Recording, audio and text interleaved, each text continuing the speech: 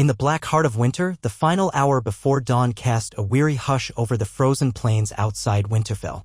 The snow stretched out like a cruel, unrelenting sea, howling winds driving shards of ice into the flesh of any man or beast unfortunate enough to stand in its path. Stannis Baratheon, the one true king of Westeros, by his own unyielding reckoning, surveyed the terrain from horseback. His cheeks were raw beneath the ragged black beard that clung stubbornly to his jawline, and his eyes, ice blue beneath a heavy brow, flicked across the bleak horizon to gauge the final measure of this desperate battle he had chosen to fight. Winter's teeth had gnawed away at his army for weeks. Sel's deserted.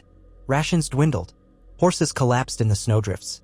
And yet here he stood, refusing to bend. Duty burned within him like a lonely torch, a singular point of warmth against the bone-cracking chill of the north. He thought, as he had many times in recent days, of the chain of events that had led him here. The Red Woman's promises of victory beneath the northern sky. The sacrifice that still haunted him, his beloved daughter, Shireen, innocent as morning dew, given to the flames in a bid to gain the favor of Lawler. The memory constricted his throat like a fist whenever it surfaced, but his iron will forced him onward. He told himself that her sacrifice had not been in vain, that the Lord of Light would surely show him the path to triumph. That ancient magic was in the very air, he could almost smell it in the tang of frost and the bleak hush of dawn. Yet in the emptiness of the dark, doubts gnawed at him. At the outskirts of Winterfell, the remnants of Stannis' forces huddled behind makeshift barricades of ice-caked wood and battered shields.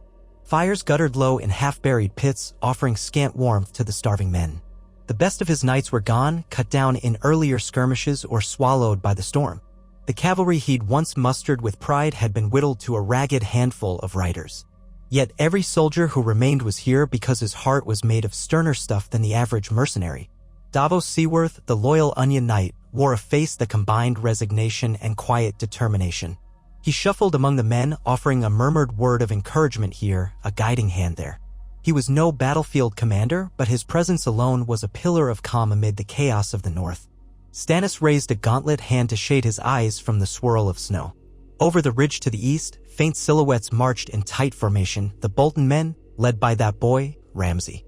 In truth, Stannis knew he had but one advantage: his men were desperate enough to fight like devils. With nowhere to run, no hope of retreat, they would pour the last of their strength into this battle. It was do or die, literally.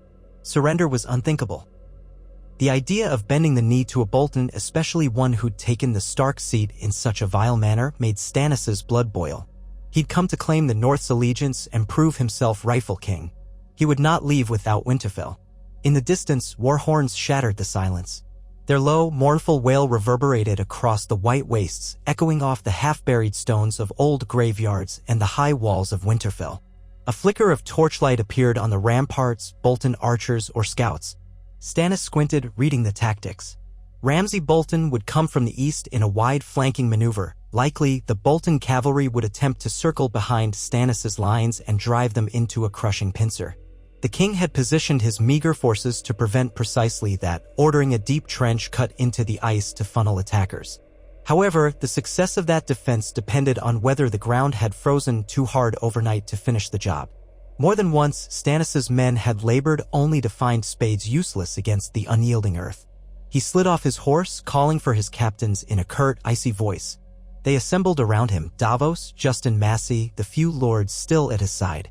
Their breath plumed in the frozen air as they huddled near a meager fire pit. A hush fell among them, for each man knew that words now were more precious than gold.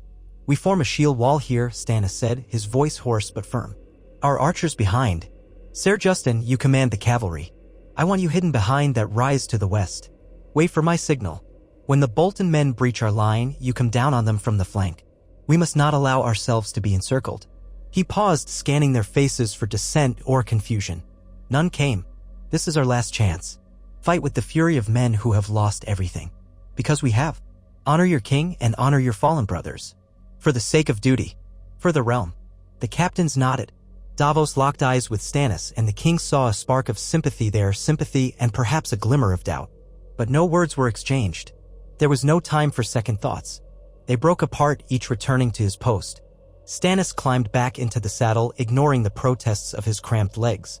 The cold was unrelenting, but an ember of anger and determination smoldered in his chest.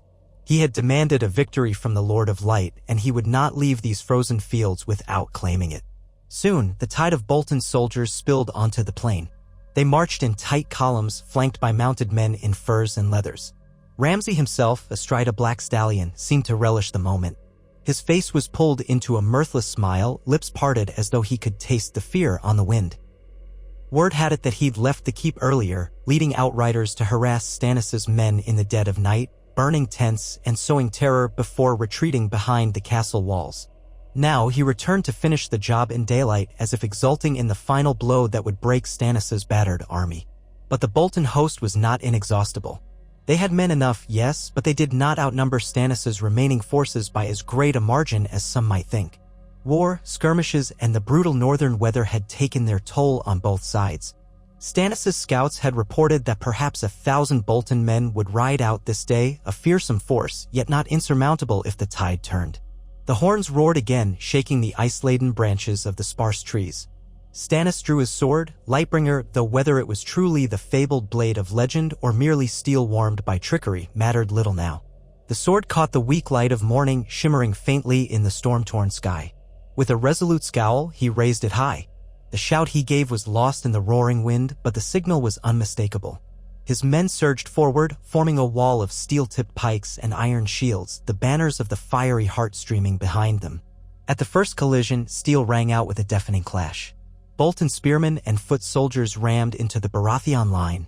The shield wall bowed but did not break. Stannis urged his horse along the ranks, driving his men to press back. Snow churned beneath the stamping feet of men and horses, turning crimson with fresh blood. Arrows from Bolton archers whistled overhead, occasionally finding the gap between helmets or embedding themselves in the frozen earth. Screams rose amid the thrash of combat. Men slipped on ice, flailing as they fell, only to be crushed underfoot. Stannis, from his vantage, saw an opportunity. The Bolton forces were pushing forward too eagerly on the left flank, stretching themselves thin. He swung his sword forward, bellowing for Ser Justin's cavalry to charge. From the western rise, the battered remains of Stannis' knights thundered downhill. Though few in number, their sudden impact cleaved deep into the unprotected Bolton's side. Horses trampled men, lances impaled them. The fury of the cavalry charge bought precious breathing room for the foot soldiers. Caught by surprise, the Bolton flank wavered. Ramsay, from the center of his line, turned his horse in agitation. Stannis saw the boy's twisted grin falter, and he felt a grim satisfaction in it.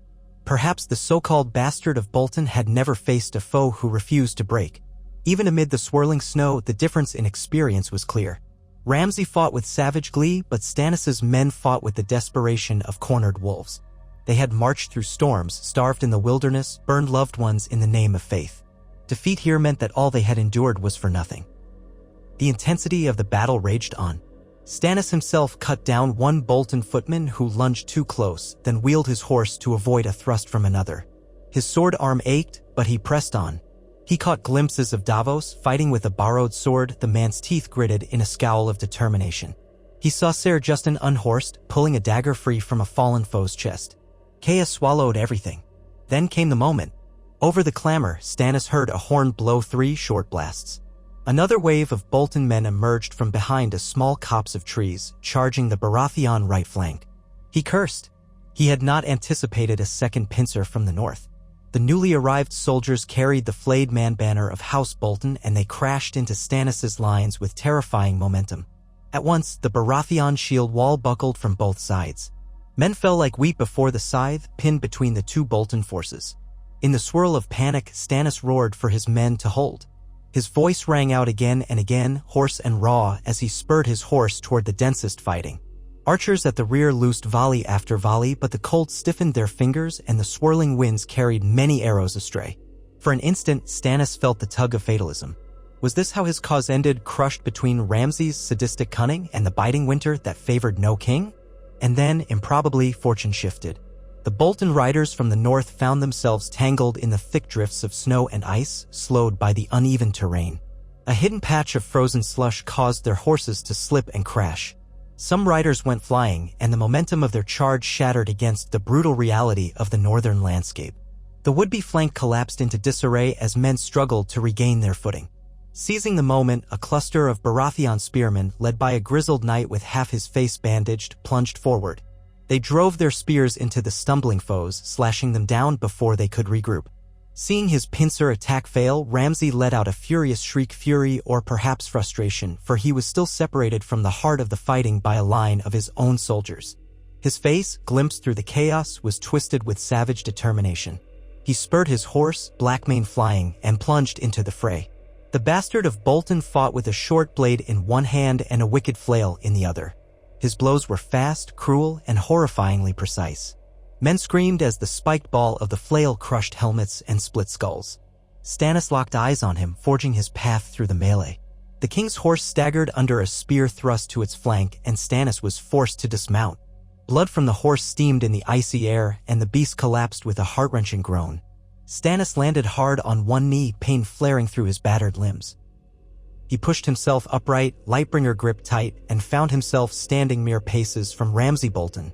They stared at each other for a breathless second, two men locked in a dance of fates. The snow parted around them, flakes of white drifting like ghosts. Stannis moved first, stepping forward with a powerful two-handed swing. Ramsay parried with his short blade, though the force of the blow staggered him. He twisted away, swinging his flail in a wide arc that whistled inches from Stannis' face. Their weapons clashed in a series of vicious blows, steel on steel ringing out like a death knell in the swirling snow. Around them, the battle's momentum shifted again. Without their pincer advantage, the Bolton lines began to falter under the renewed assault of Stannis' men. The cavalry regrouped, launching another charge that scattered Bolton foot soldiers. Some began to flee toward the castle gates, only to be cut down by arrows or trampled in the churned slush.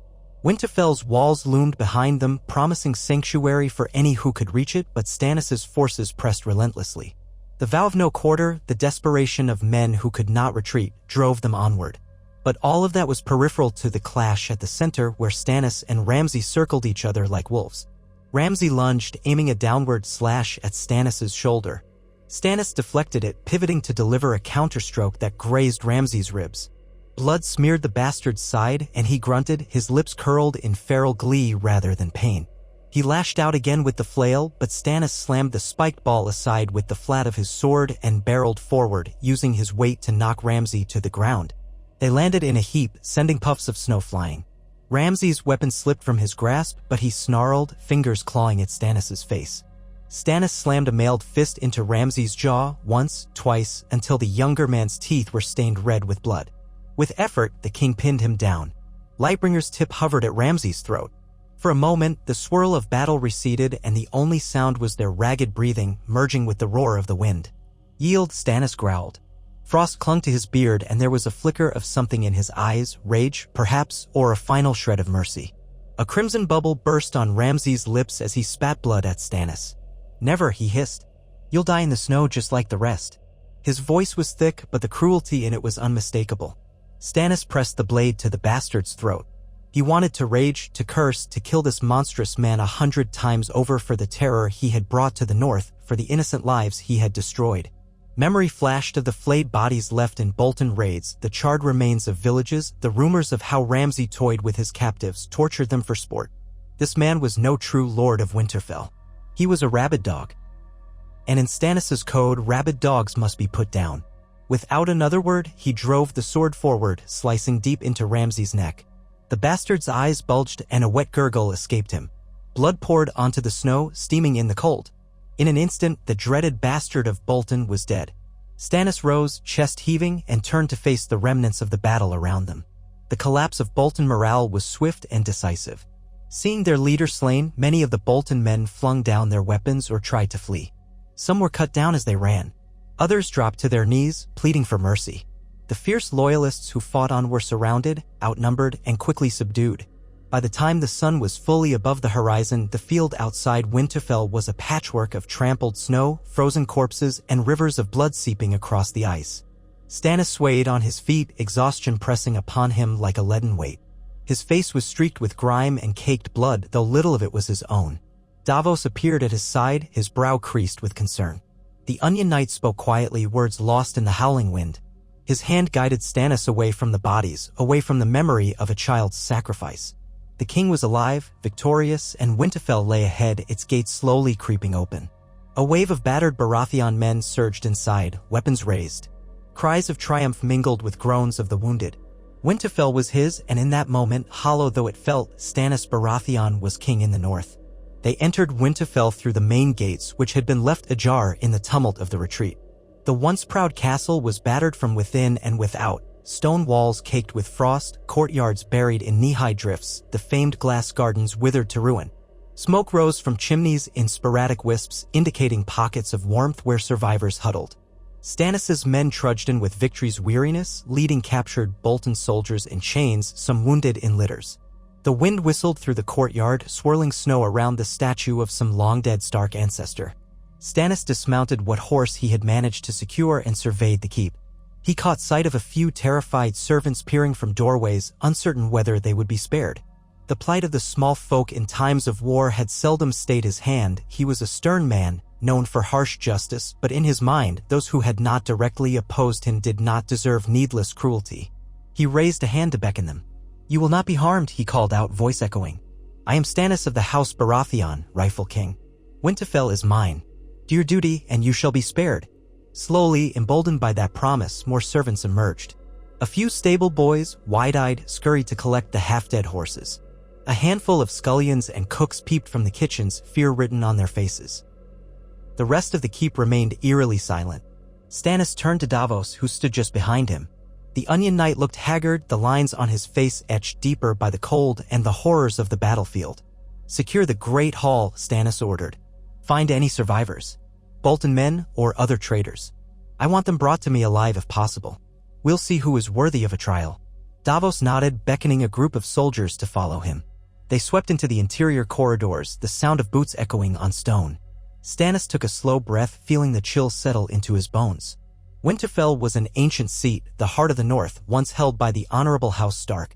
Now the Starks were scattered, Bran and Rickon rumored dead, Sansa missing, Arya vanished. Only rumors and tragedies had echoed from these halls for months. As he climbed the steps toward the Great Hall, he felt an unbidden pang of regret. This was a hollow victory in a seat that was not truly his by love or acclaim.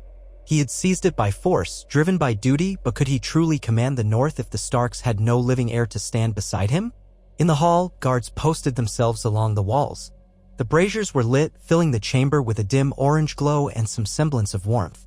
The heraldry of the Boltons, flayed men in pink on a field of red, still hung from the rafters, but Stannis had men in the process of tearing them down. In their place, Baratheon banners, black and gold crowned stag over a flaming heart, would soon hang. A fireplace roared at one end of the hall, and already some of Stannis' soldiers were warming their hands, smoke drifting upwards. Shortly, Davos returned, accompanied by a frightened old maester in gray robes, his chain clinking with every nervous step. The man's hair was white and thin, and his eyes were darting about as though he expected a sword to his neck at any moment. Davos spoke in a low voice. "Your Grace, this is Maester Tybalt. He served in Winterfell since shortly after the Boltons took it. He swears he had no part in the Boltons' deeds." Stannis eyed the old man. "Is that so?" Maester Tybalt bowed deeply. "Your Grace, I have taken my vows to serve the castle. I serve the inhabitants with as much honor as I could. I treated the wounded, wrote ravens, did my duty as required." His voice trembled. Stannis grunted. "You'll write me a raven. Several, in fact. I have lords in the North who must know that I hold Winterfell now. Those who would swear fealty to their rightful king should come at once. And those who continue to side with the Boltons and their ilk shall face my justice." The maester swallowed. "As you command, Your Grace." With a gesture of dismissal, Stannis turned to Davos. "What of the dungeons? The rest of the keep?" Davos shrugged wearily. "Some of the staff are hiding. We've found the kennels empty. Seems Ramsay's hounds were let loose during the battle or killed. The dungeon cells are locked, but we haven't found many prisoners yet. A few souls left behind, starved near to death. No highborn among them, from what I've seen." Stannis was silent for a moment. The immensity of what he'd taken weighed on him. Winterfell was a labyrinth of tunnels, rooms, hidden passages. If there were secrets here, like a living Stark, they might remain undiscovered for a time. He'd heard rumors that Sansa Stark had been forced to marry Ramsay Bolton. Could she still be within these walls? The possibility nagged him. He had never felt the warm bond of friendship with Ned Stark in life, but he had respected the man's honor. If Sansa lived, Saving her might at least justify part of this bloodshed. The North needed a Stark for its loyalty, and in more pragmatic terms, Stannis needed her presence to unite the great houses under him. He turned to the Maester. Were there any women of the Stark line here? The old man wrung his hands.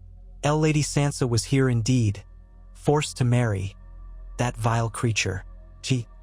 She managed to escape, I believe, along with Reek, the man who was once Theon Greyjoy. They vanished shortly after the wedding. The castle was in an uproar. Ramsay sent men to hunt them, but they returned empty-handed. She has not been seen since. Stannis's jaw tightened. So she's gone, either captured by Bolton men or hidden somewhere in the north, maybe beyond. Very well. He suppressed a sigh and turned to Davos. See that the castle is fully secured. Post guards on the gates, the walls, the towers. Send out scouting parties. I want every corner of Winterfell searched for survivors or hidden foes. Then rest our men as best you can. They've earned it.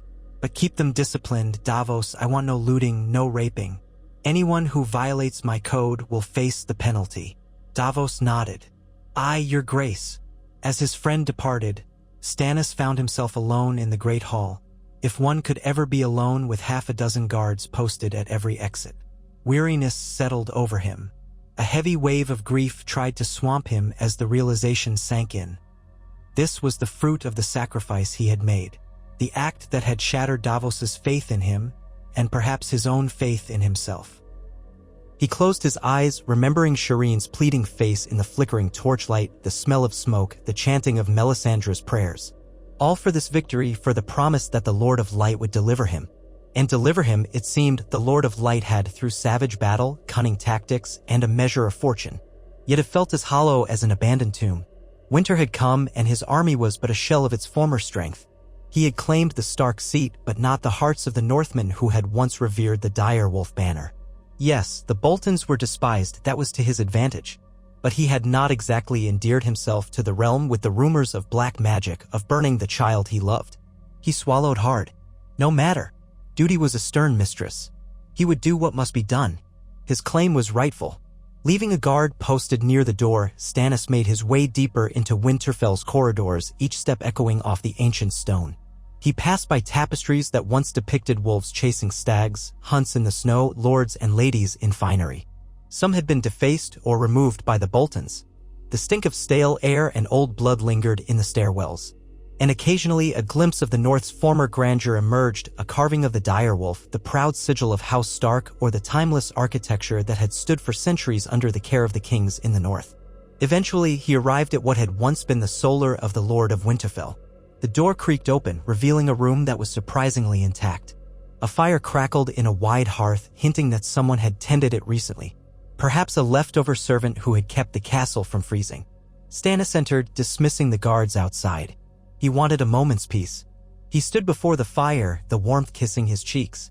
Even so, he felt no comfort in it. Melisandre was not at his side. He'd left the Red Woman behind in camp weeks ago when the host had begun to starve. She had vanished with a horse and minimal supplies, whispering of a vision only she could see. There had been rumors of her presence somewhere in the north, but no one had seen her since. Perhaps she had foreseen her king's victory and knew she need not stand with him in the final hour. Perhaps the fates had parted them. Stannis no longer tried to make sense of the Red Priestess's ways. He removed his gloves, holding his hands out to the flames. His knuckles were cut and bruised, caked with dried blood. The ring on his left hand glinted, a memory of all he had lost, the weight of House Baratheon's claim bearing down on him. The flickering firelight stirred a wave of fatigue. He closed his eyes, letting the swirl of half-formed thoughts lull him. Victory, and at what cost? For 3 days, the battered remains of Stannis's army rested within the walls of Winterfell. The first day was spent rooting out any remaining Bolton loyalists, capturing some who had barricaded themselves in lesser-used corridors. A handful attempted to assassinate Stannis, launching a desperate nighttime raid in the corridor leading to the armory, but they were swiftly cut down. Most of the staff, servants, stable hands, cooks, remained docile, more frightened of the Boltons' memory than of Stannis's men. As Stannis himself had decreed, discipline was maintained. Looting was minimal, punishment swift for any man who dared violate the king's code. On the second day, Ravens were sent to all corners of the north.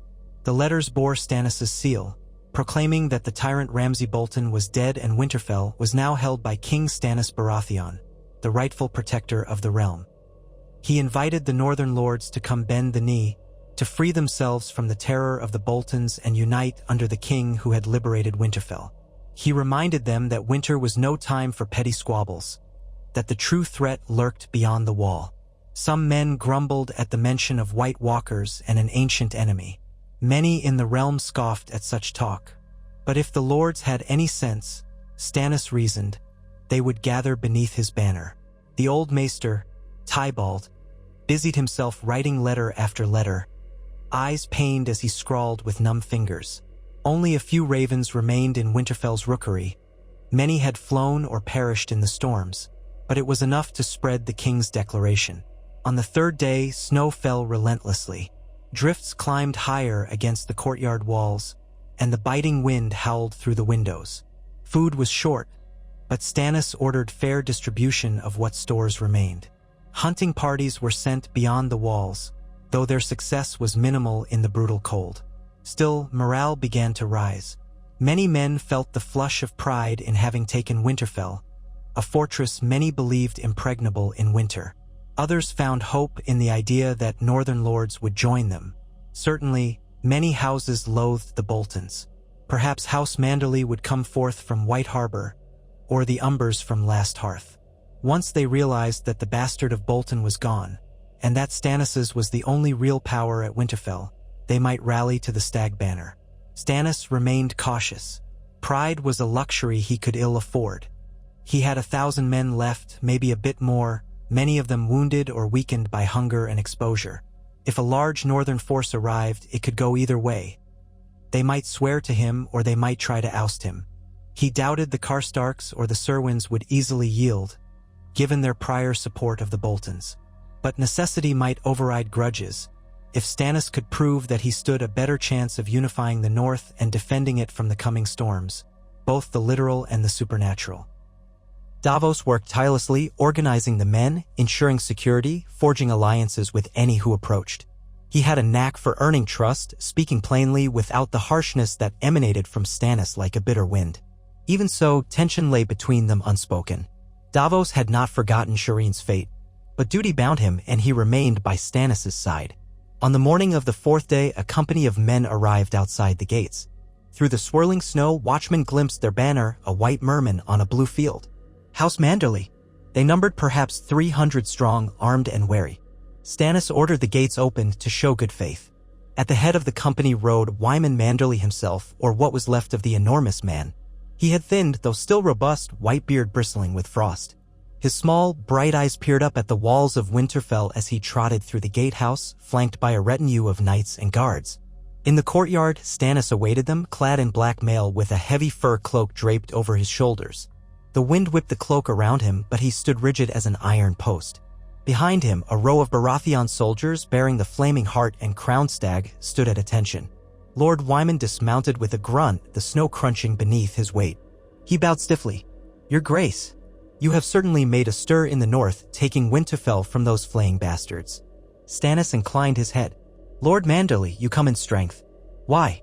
The big man's eyes flicked around the courtyard, noting the state of the castle, the Bolton banners piled in a heap, partially burned.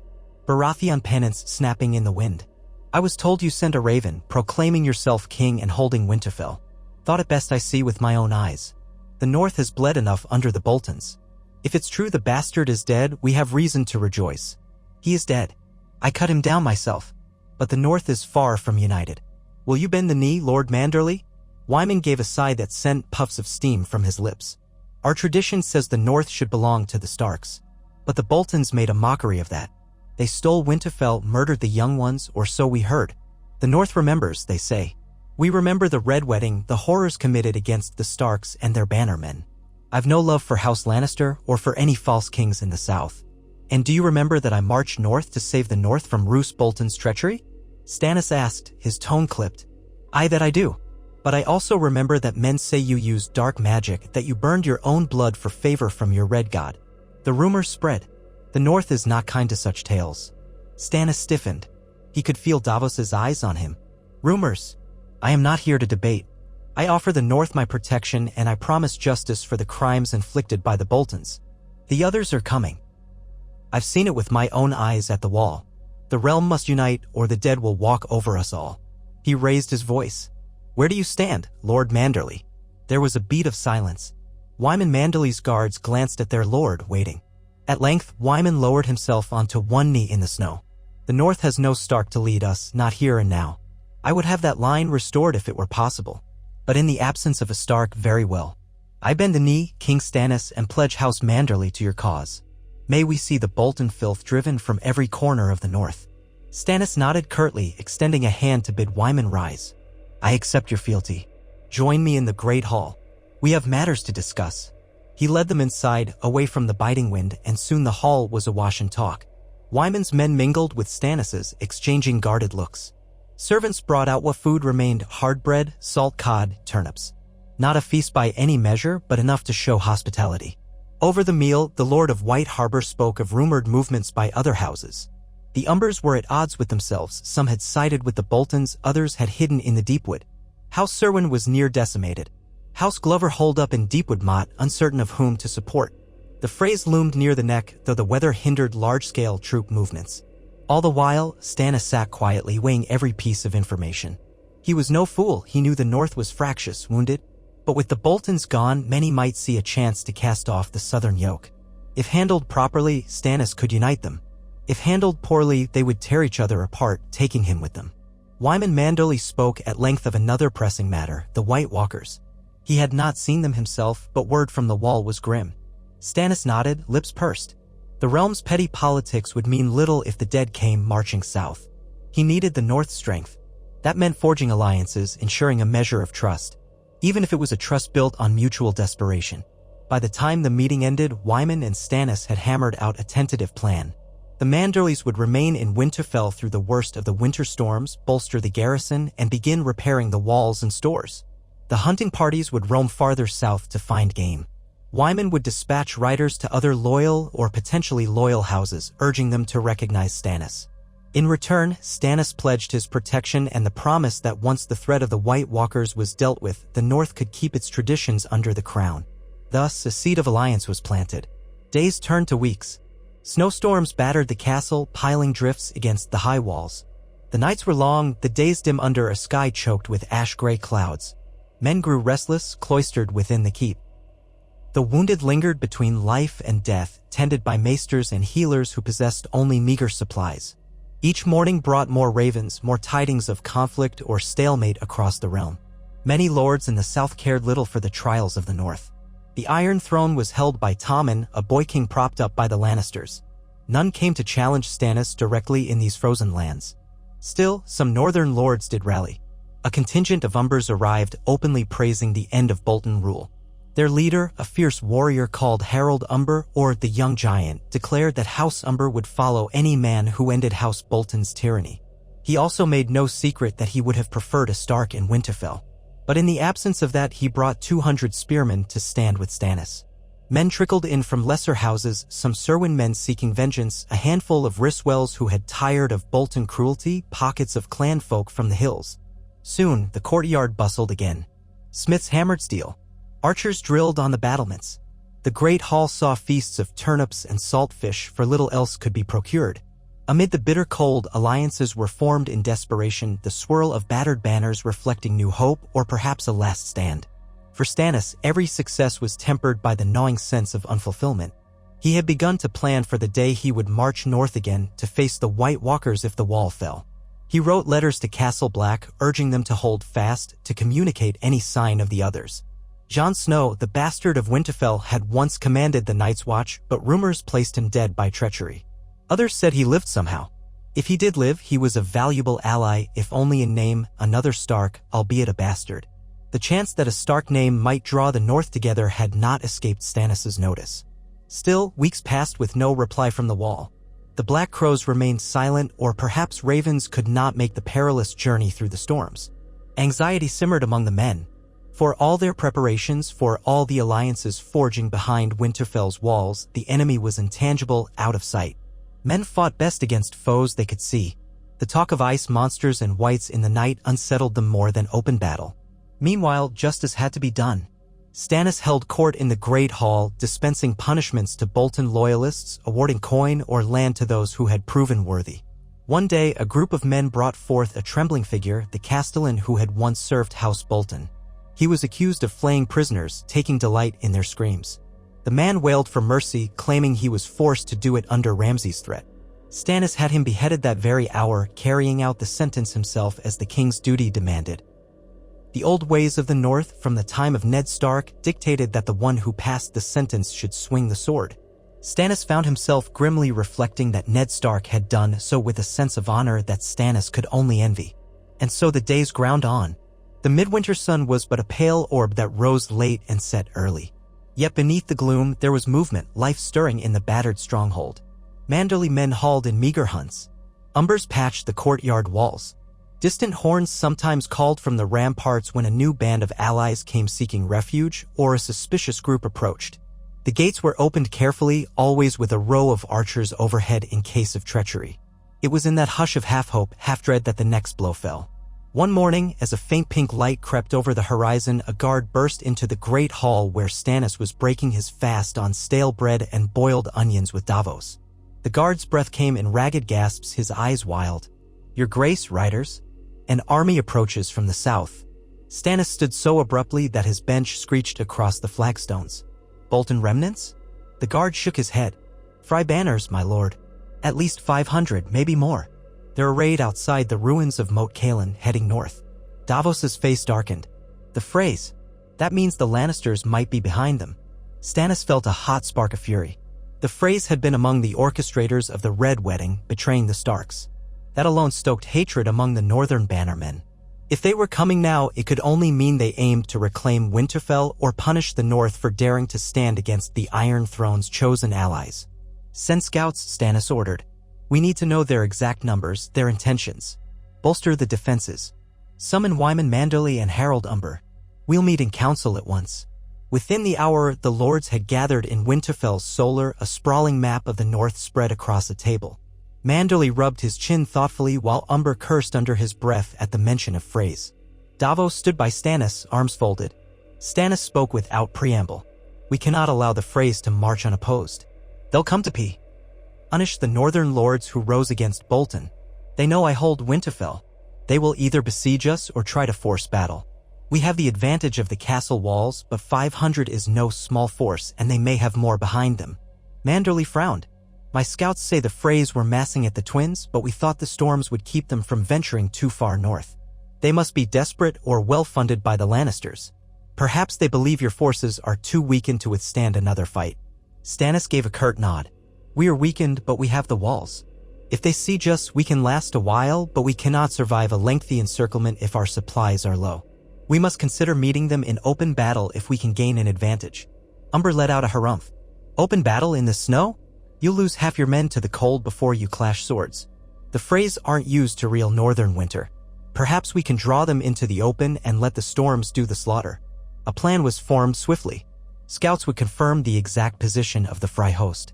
If possible, Stannis would send out small, mobile war parties on horseback to harass them, destroying their supply lines, forcing them to fight in the bitter cold. Meanwhile, archers and spearmen would man the walls of Winterfell. If the Freys tried a direct assault, they'd pay in blood. If they tried to starve out the defenders, they'd find themselves in an even more hostile environment with no local support. Over the next days, the tension rose. Raven after raven flew, carrying demands and threats. The Frey commander, a cousin of the main branch by the name of Rylon Frey, sent a message proclaiming Stannis an outlaw and traitor to the Iron Throne, demanding he surrender Winterfell and stand trial. Stannis responded by reminding the Freys of their crimes against the king in the north, Robb Stark, and stating they had no authority in the north. Rylon Frey vowed vengeance, claiming the entire north would suffer if they continued to shelter Stannis. Then the storms came with renewed fury, making large-scale troop movements nearly impossible. The Freys hunkered down near the King's Road, building makeshift camps. Stannis' cavalry harassed them whenever the weather allowed. Skirmishes broke out quick and fierce, leaving bodies half buried in the snow. The Freys found themselves mired in the same conditions that had sapped Stannis' army weeks before: frostbitten toes, starving horses, desertion. The northern winter was no friend to outsiders. Finally, after nearly a fortnight of staring at each other across drifts and battered farmland, R'hllon Frey moved his forces closer to Winterfell. Scouts reported that perhaps 1,000 men had joined him, among them some northern turncloaks seeking favor with the Freys or seeing no future in supporting Stannis. The trickle of Bolton loyalists who had scattered after the battle now gravitated to the new southern power, hoping for a chance at vengeance. The news caused unease within Winterfell. Stannis' forces had swelled somewhat, but still fewer than 1,000 total. The walls gave them advantage, but a protracted siege could doom them all. On a dim morning, as snow fluttered from a sky as gray as slate, horns sounded along Winterfell's battlements. R'hllon Frey had brought his host into full view on the plain before the castle. Rows of men in dull steel, their cloaks and mail ill-fitted for the cold. Frey banners, 2 gray towers on blue, hung limply in the wind. Squires and knights in muddy boots paced, trying to keep warm. A line of archers stood behind crude palisades. Siege equipment was meager, some rams and ladders, a single catapult, evidently cobbled together. But if they were patient, they might do real damage. From the ramparts, Stannis looked down with a frown. Davos stood beside him, peering through a spyglass. "There are too many to brush aside," Davos muttered. "But not enough to blockade us fully. Yet if more come, we'll be trapped," Stannis said. He cast a glance at the courtyard below, where Manderly men and Umbers prepared defenses. The tension in the air was thick. A sense of grim resolve permeated the castle. This was not the joyous triumph they had hoped for after toppling the Boltons. Another trial by fire or ice had arrived. Trumpets blared from below. A single rider emerged from the Frey lines, holding a white flag. The rider guided his horse carefully across the churned snow, stopping within bowshot of the walls. He looked up, shouting, "I bring a message from R'hllon Frey." Stannis raised a hand to prevent the archers from firing. He stepped forward. "State your message." The rider's voice was high-pitched, wavering. "R'hllon Frey, loyal bannerman to King Tommen Baratheon, demands your surrender. He offers you safe passage to King's Landing, where you will stand trial for your treason. Lay down your arms, open the gates of Winterfell, and your men shall be spared. If you refuse, the Freys will show no mercy when they breach these walls." Stannis' lips curled into a snarl. "R'hllon Frey is the traitor. He betrayed the king in the north at the Red Wedding, defiling guest right. I name him and all who follow him oathbreakers. Let him know that the north will remember such treachery." The rider's face paled. I will bear your words back. But know this, the Freys have more men coming. You cannot hold Winterfell against the might of the Iron Throne. You condemn your men to a frozen grave." Stannis eyed the messenger with undisguised contempt. "Be gone." The rider wheeled his horse, galloping back toward the Frey lines. Stannis turned to Davos. "They want to starve us out or force a reckless sortie. They threaten more troops. The question is whether they can actually bring them through these storms." Davos's breath misted. "A bluff, perhaps, but they might be desperate enough to attempt it." Stannis nodded. Then he swept his gaze across his men. "Let them come. The north is ours, and I will not yield what I've bled to claim." The siege began. Frey archers loosed sporadic volleys at the walls, but the distance and swirling winds rendered them mostly ineffective. Stannis' men responded with their own arrows, finding some marks, but ammunition was precious. The Freys attempted to move a ram forward, but a sudden blizzard forced them to retreat, half-frozen. Each day followed a similar pattern: cautious skirmishes, minor attempts at infiltration, all repelled by a determined defense. Night fell early, cloaking the land in swirling white. Wolves howled beyond the lights of the camp, a grim chorus that unnerved the Frey horses. Inside Winterfell, tensions ran high. Food stores dwindled, though the presence of Manderly supply wagons alleviated some strain. Tempers flared in the cramped conditions, and discipline had to be enforced with a firm hand. Stannis walked the battlements each dawn, inspecting the men, his expression carved from stone. They stood at attention, hats and hoods drawn low against the biting wind, bowing their heads as he passed. He said little, but his presence was a reassurance that the king had not abandoned them. Davos did what he could to keep spirits from sinking. He praised small acts of bravery like a watchman who spotted a Frey infiltration attempt at the north wall or a stable boy who rescued a panicked horse from the ice. He visited the infirmary, offering a kind word to the wounded. Some men began to call him the heart of the king, half in jest, half in truth. For while Stannis' flame was unwavering, it was a cold, distant light like a star. Davos, however, was the warmth of day, albeit a faint winter sun. Weeks passed. Rylon Frey's force showed no sign of leaving, though their casualties mounted from the cold alone. Their threats of reinforcements seemed hollow as no additional banners arrived. The men around Stannis began to hope that the Freys might break first, withdrawing to more hospitable territory. But Rylon Frey's hatred or fear of what might happen if he returned without victory kept him rooted to that snowy plain. By the third week of siege, the situation became dire on both sides.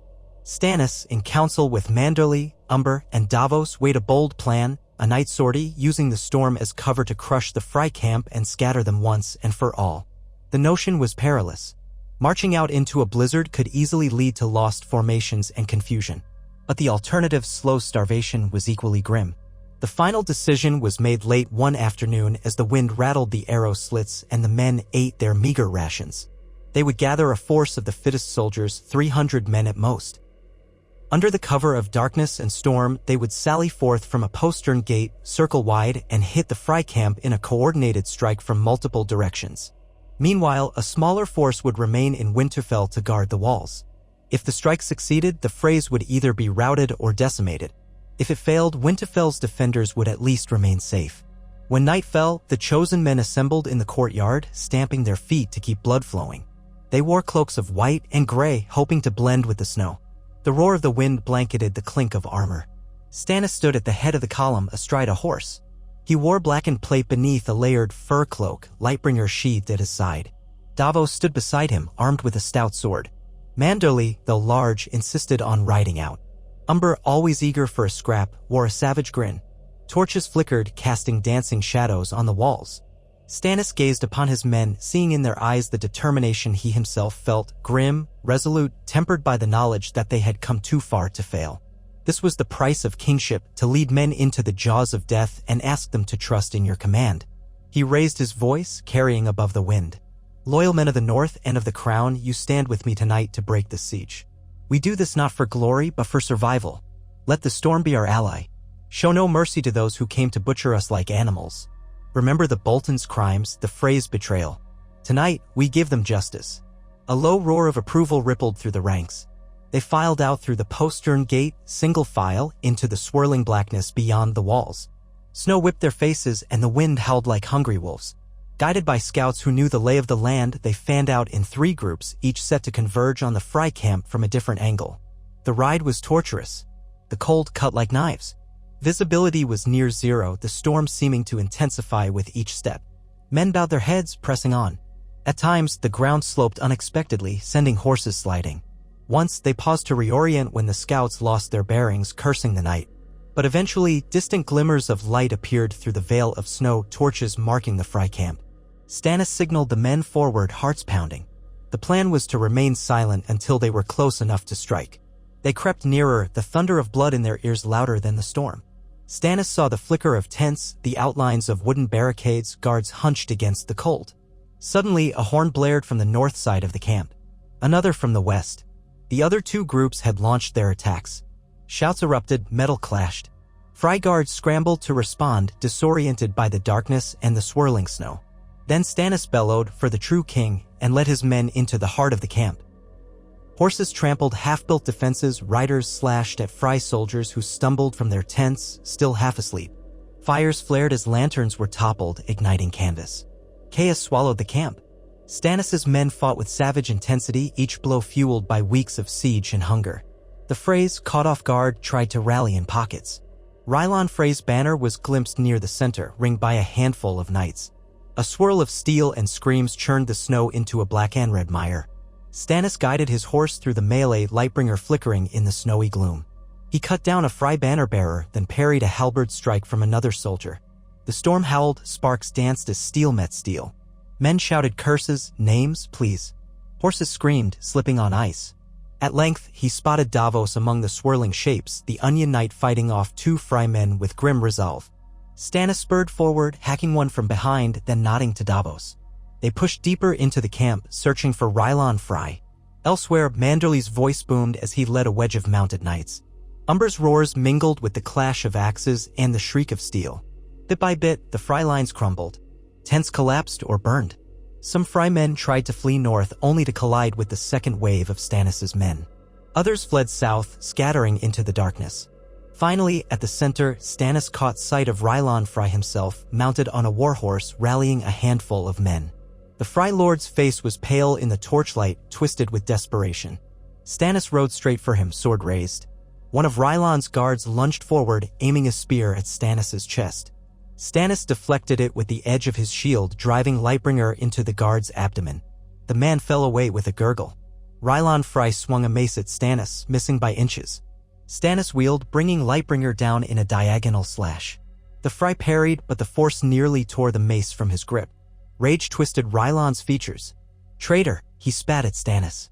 "You murder your own kin. Tommen is a Baratheon." Stannis answered with a savage thrust that Rylon barely sidestepped. "Tommen is a product of incest." "He is no blood of mine," Stannis growled. "Your house broke all sacred vows at the Red Wedding. You have no place to speak of treachery." They circled each other, horses snorting, the storm lashing them. All around, men fought and died. Rylon struck again with his mace, the spiked head clanging off Stannis' shield. Stannis felt the impact jolt through his arm, but he pressed the attack, landing a blow on Rylon's shoulder that cut flesh. The Fry screamed, blood soaking his cloak. Before Stannis could finish him, more Fry guards surged in, forcing him back. Davos appeared, slashing at one of them. Manderly's knights hammered the others. Rylon, wounded and panicking, tried to turn his horse to flee. But the swirling snow disoriented him, and he found himself cornered by a ring of Umbers. Harold Umber grinned like a wild beast, brandishing an axe. "Remember the Red Wedding, Fry scum?" He swung. Rylon's desperate parry was too slow, and the axe bit deep into his chest. He toppled from his horse, screaming. Another blow ended him, the echo of steel on bone lost in the storm. With their commander dead, what remained of the Fry host disintegrated. Men threw down their arms or ran blindly into the blizzard. The camp was a ruin of flame and shadow. Stannis' men reined in, panting clouds of steam, battered but jubilant. The victory was absolute. Winter had conspired with them, swallowing the Freys in darkness and freezing wind. Stannis looked around, wiping blood from his brow. Bodies lay strewn across the churned snow. Tents collapsed in heaps of smoldering fabric. He saw Davos dismount, checking the wounded. Manderly clapped an injured soldier on the shoulder, praising his valor. Harold Umber hawked and spat on Rylon Frey's corpse. A fierce pride burned in Stannis. Another enemy vanquished, another threat to his claim removed. In the hush that followed, as the men began to gather what supplies they could salvage, he stood in the center of it all, letting the sting of the wind remind him that he was still alive. Exhausted, yes, and far from secure, but alive, still standing, the rightful king in the north. Tomorrow they would return to Winterfell triumphant. Tomorrow the north would know that Stannis Baratheon was no mere pretender, that even the Freys had fallen before him. His enemies might send more men, but with every victory, his power grew, and the North's memory of who had saved them from the Boltons, and now the Freys, would take root. He glanced at Davos through the snow, and their eyes met. The Onion Knight managed a tired smile, as if to say, perhaps there is hope yet. Stannis nodded in silent agreement.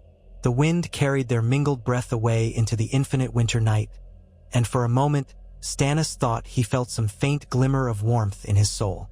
Such was the beginning of a new chapter in the North's history.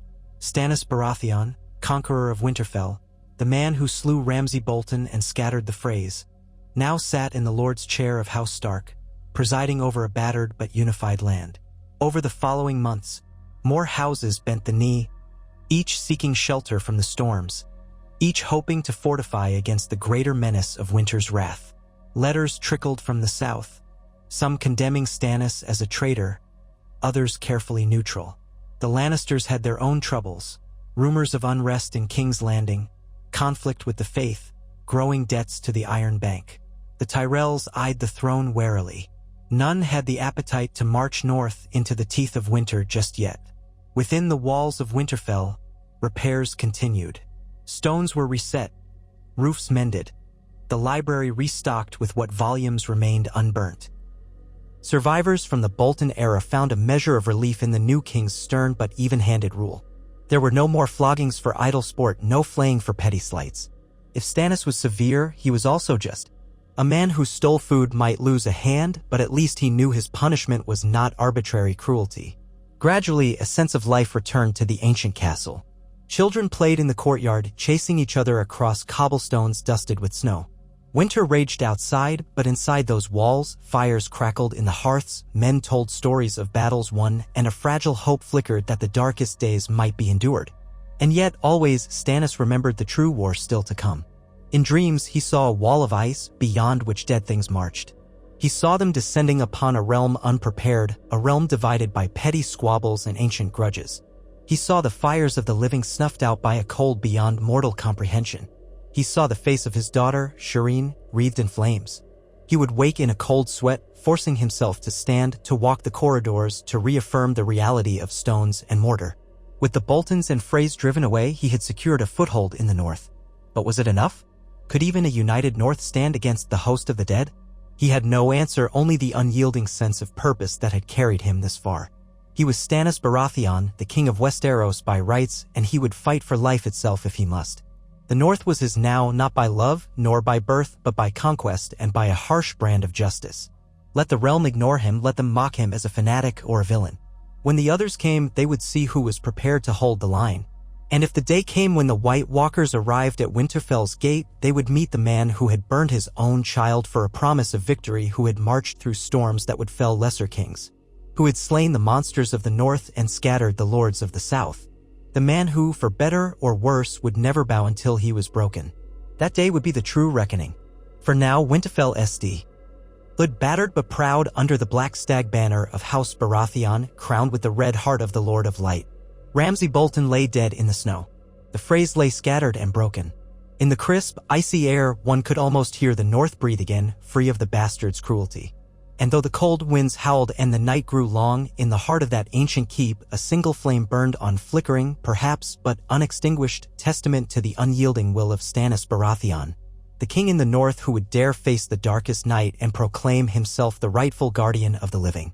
For a time, Winterfell remained a bulwark of quiet industry amid the howling winds of the northern winter, yet it was the sort of quiet that felt brittle, as though a single misstep could shatter the fragile sense of stability.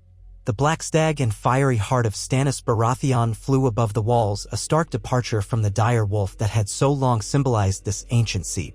Still, Stannis moved through the castle's corridors and courtyards with a sense of command so absolute that few dared question his presence. He had earned his place through blood and fire, casting down Ramsay Bolton and driving off the Freys, and for now that was enough to keep the North in check. The days dripped past in slow succession, each a mirror of the one before it: gray skies, drifting snow, the distant cracks of ice settling. When the sun occasionally broke through the clouds, it was like a hesitant blessing, painting the courtyard in pale light that made the castle's repaired walls gleam. Stannis oversaw it all, tireless and unyielding, determined to forge order from the chaos that had plagued the North for too long.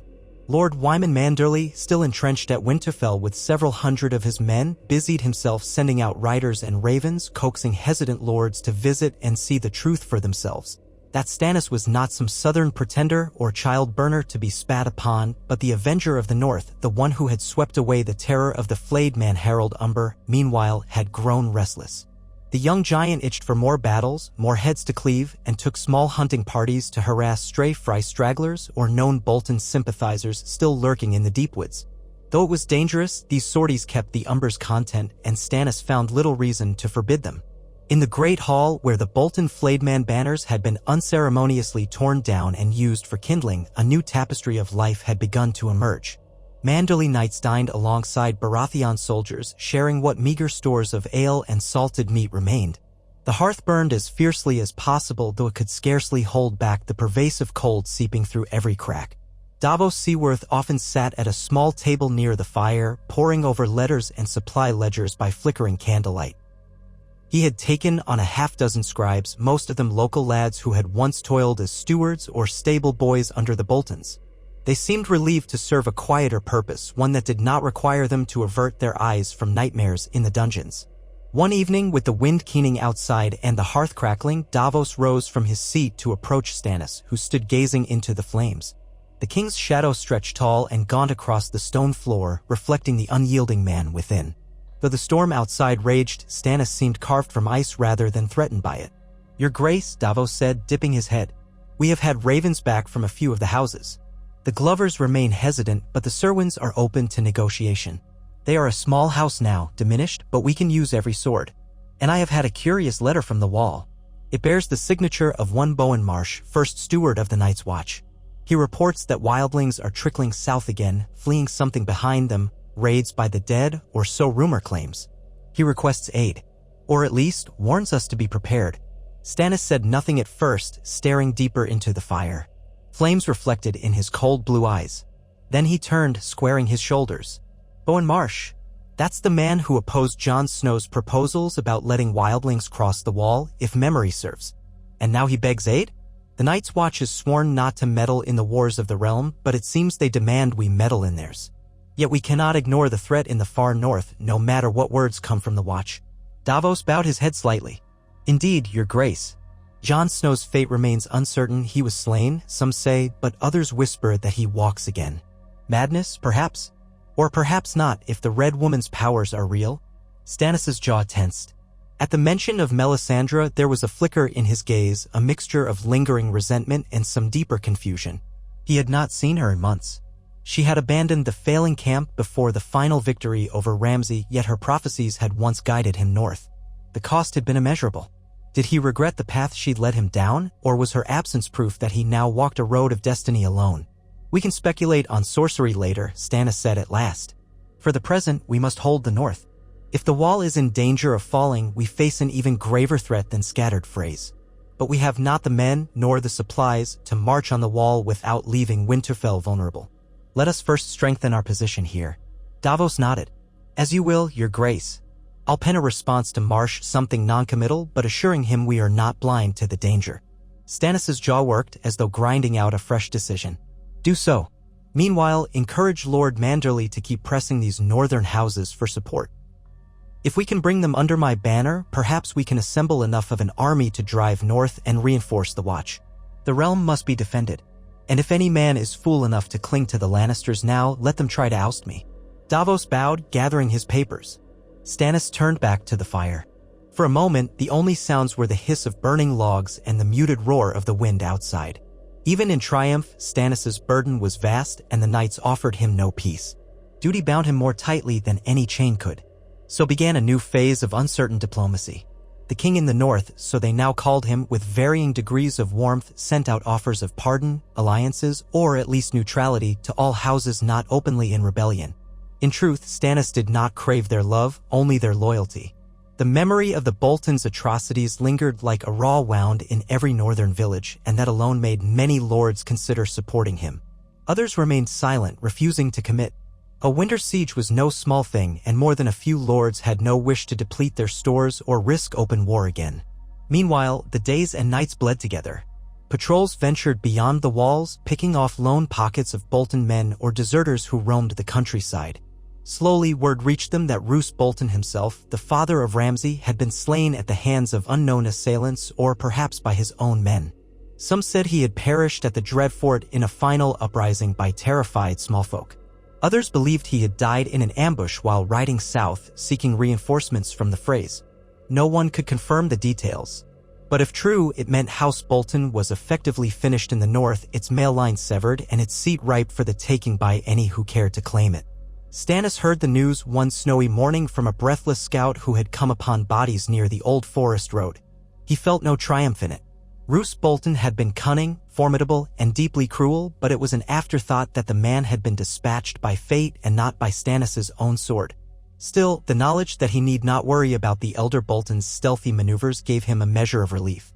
One fewer enemy to threaten Winterfell. One step closer to pacifying the region.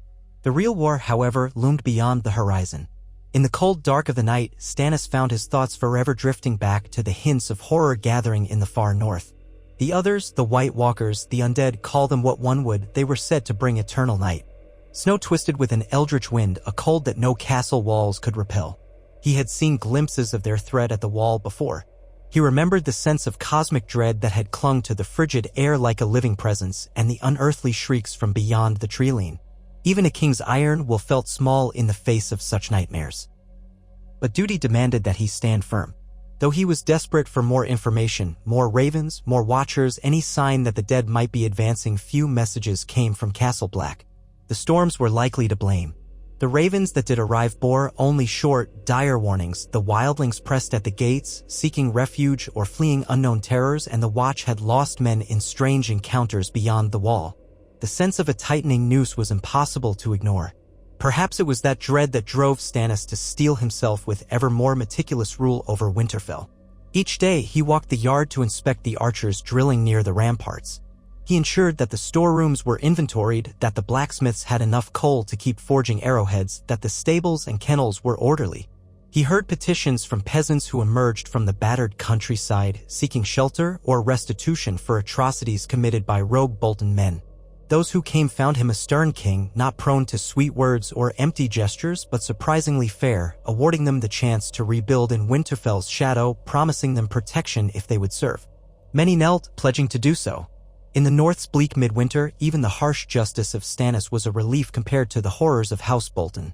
Often he thought of the Starks themselves, the rightful guardians of the North in the eyes of so many. Would the North ever truly accept him if a living Stark stood somewhere, wearing their father's face or name? Sansa Stark had vanished, last known to have fled with Theon Greyjoy. Arya was rumored dead or lost across the sea. Bran and Rickon had disappeared as well. Jon Snow had once been close by, but the tales of his death at Castle Black seemed too persistent to ignore. Indeed, the name Stark was like a ghost in these halls, both revered and lamented. If a Stark ever emerged, would that person rally the entire North behind them, leaving Stannis cast aside? He brooded on this at odd hours, tapping his gloved fingers on the cold stone windowsills, staring out at endless drifts. He told himself he would do whatever was best for the realm. But in the darkest corners of his mind, the fear of losing everything he had bled for gnawed at him like a beast in the night. Davos, sensing the weight of his king's anxieties, tried to lighten the burden where he could. He would send out discreet scouts, hoping for any clue as to Sansa's fate, or even the possibility that Theon might be persuaded to rejoin the fold. A reeking, broken man though he was rumored to be, Theon had once been close to the Stark children and might serve as a link to them now. But the winter storms swallowed such hopes, leaving no trace of footprints or whispers. If Sansa was alive, she was well hidden, her allies unknown. It was during one such lull, when the castle seemed almost peaceful under a blanket of fresh snow, that the unexpected happened. Late in the day, as the sun dipped low behind Winterfell's walls, a horn blast resonated from the gatehouse. Soldiers scrambled to their positions, half expecting yet another ragged band of Bolton loyalists or Frey deserters. But the men atop the gate soon cried out in surprise, beckoning for Davos or the king. Stannis hurried to the ramparts alongside Davos, his breath steaming in the chill air as he gazed down at the causeway leading to the gate. There, astride a single horse, was a woman in red, Melisandre of Ass High. Cloaked in scarlet furs that swayed in the wind, she sat tall, her hair the color of blood and flame, her face painted with the calm intensity that once had so entranced Stannis and his followers. She held no banner, carried no visible weapon. Her horse looked half dead from the cold, steaming in the twilight. There was no retinue, no sign of how she had made her way through the deep winter to stand at Winterfell's gate. The watchers shouted down to her, uncertain if they should draw bowstrings. Stannis' heart froze momentarily. He had not expected her return. She had disappeared before his victory, leaving him to win or die on his own. Part of him wanted to call for her arrest, furious that she should show her face after everything that had transpired, after Shireen, after the failings of her so-called visions. But another part of him remembered the ancient power she wielded, the cunning that had birthed shadows and illusions. He forced himself to speak with the cold authority that had carried him this far. "Open the gate," he ordered. "Let her in." Within minutes, the Red Woman was led through the courtyard, where men parted warily to let her pass. Many still recalled the stories of her magic, how she had once birthed a shadow assassin to kill Renly Baratheon, how she had championed the burning of false kings and traitors, and the rumors that she had coaxed Stannis into unspeakable sacrifices. She met their gazes with a calm that bordered on the serene, dismounting her exhausted horse. Though the wind tugged at her hair, she walked as if the cold did not touch her at all. One of Stannis's guards stepped forward uncertainly, looking as if he might seize her. But then the king himself strode out of the gatehouse. They stood face to face in the swirling snow, king and priestess, two figures bound by a destiny that felt older than the wind. Davos hovered nearby, his expression grim, remembering all too well the child who had died by fire. Yet he kept silent, letting Stannis speak first. "Melisandre," Stannis said, his voice low and rough. "You vanished in our darkest hour. We fought on, and I took Winterfell without you. Now you return? Why?" Her red lips parted in a faint smile, but there was no warmth in it. "Because you have need of me, your grace, whether you know it or not. The Lord of Light showed me visions of darkness sweeping the land. I needed to see them with my own eyes. My path led me away for a time, but the flames always bring me back to my king." Stannis's eyes hardened. "You dare speak of the flames? After everything? After the sacrifice?" His voice caught, and he glanced at Davos. The Onion Knight's eyes were dark with old grief. "You come here speaking as though your visions are all that matter, but you were not the one burying bodies in the snow." Her expression flickered, as if recalling old guilt. "The sacrifice was terrible. I grieve for it in my own way, but the White Walkers will bring worse horrors if we do not stand against them. The North is your kingdom by rightful conquest. You have the power here to gather a host, to fight the great other. But only with the Lord of Light's guidance can you triumph." Davos finally spoke, bitterness lacing his words. "You keep promising triumph in the name of R'hllor, and yet I see only more death. We took Winterfell by steel and cunning, not by the Red God's grace." She turned to him, her gaze penetrating. "Death is part of war, Ser Davos. We all have our roles to play. That includes you. And though you despise me, we share the same cause, to save the living from the dead." Stannis stood silent, the swirl of snow thickening around them. The courtyard bristled with tension. Men stared from a distance, uncertain whether to cheer or reach for their swords. At length, the king let out a breath. "We shall speak inside. I will decide if you remain at Winterfell, or if I banish you to freeze in the storm." Inside the great hall, the warmth of the hearth did little to dispel the chill that clung to them. Melisandre removed her heavy cloak, revealing the familiar red gown beneath, embroidered with symbols of the Lord of Light. Davos remained by the wall, arms folded, clearly restraining himself from an outburst. Stannis took his seat in the high chair that once belonged to the Starks, the carved direwolf replaced now by a stag motif hammered in a hurry by the local smith. Melisandre lowered her eyes, not quite kneeling, but bending her head in deference. "Speak," Stannis commanded, "and be quick." She began to speak of nightmares in the flames. Visions of cold blue eyes advancing in endless ranks, of a swirling blizzard devouring entire cities, of a night that never ended. She saw a wall of darkness traveling south, unstoppable but for a single flicker of light standing in its path. That flicker, she insisted, was Stannis Baratheon, Azor Ahai reborn, the champion prophesied to confront the darkness. He alone could wield the fiery sword that would banish the great other's endless night. If he failed, all life failed with him. "You have always spoken of me as Azor Ahai," Stannis muttered, leaning forward. "And yet your guidance led to catastrophe. I marched through the snows and lost half my army. I did things I cannot take back. When the hour came, you left me. Now, by the will of men and steel, I hold Winterfell. Perhaps that is enough." She shook her head slowly. "It is only the beginning, your grace. The storms that test you are far from over. You needed to become harder still to let go of earthly attachments. Now we must prepare to face the true enemy. Let me remain here, let me tend your fires and read the signs. I will help gather the might you need so that when the dead come, we do not stand alone." A deep silence followed her words. The fire crackled. Melisandre's red hair glowed in the shifting light, seeming otherworldly. Davos's face betrayed his turmoil, but Stannis only studied her, his eyes measuring each flicker of expression. At length he stood. "So be it. You may remain under guard. If you betray me or my men again, or if I discover you to have deceived me, I'll see you burned as surely as you once burned others. Do you understand?" She bowed her head. "I do, your grace." He waved her off, signaling for 2 soldiers to escort her to a chamber. Davos lingered, his gaze like an accusation.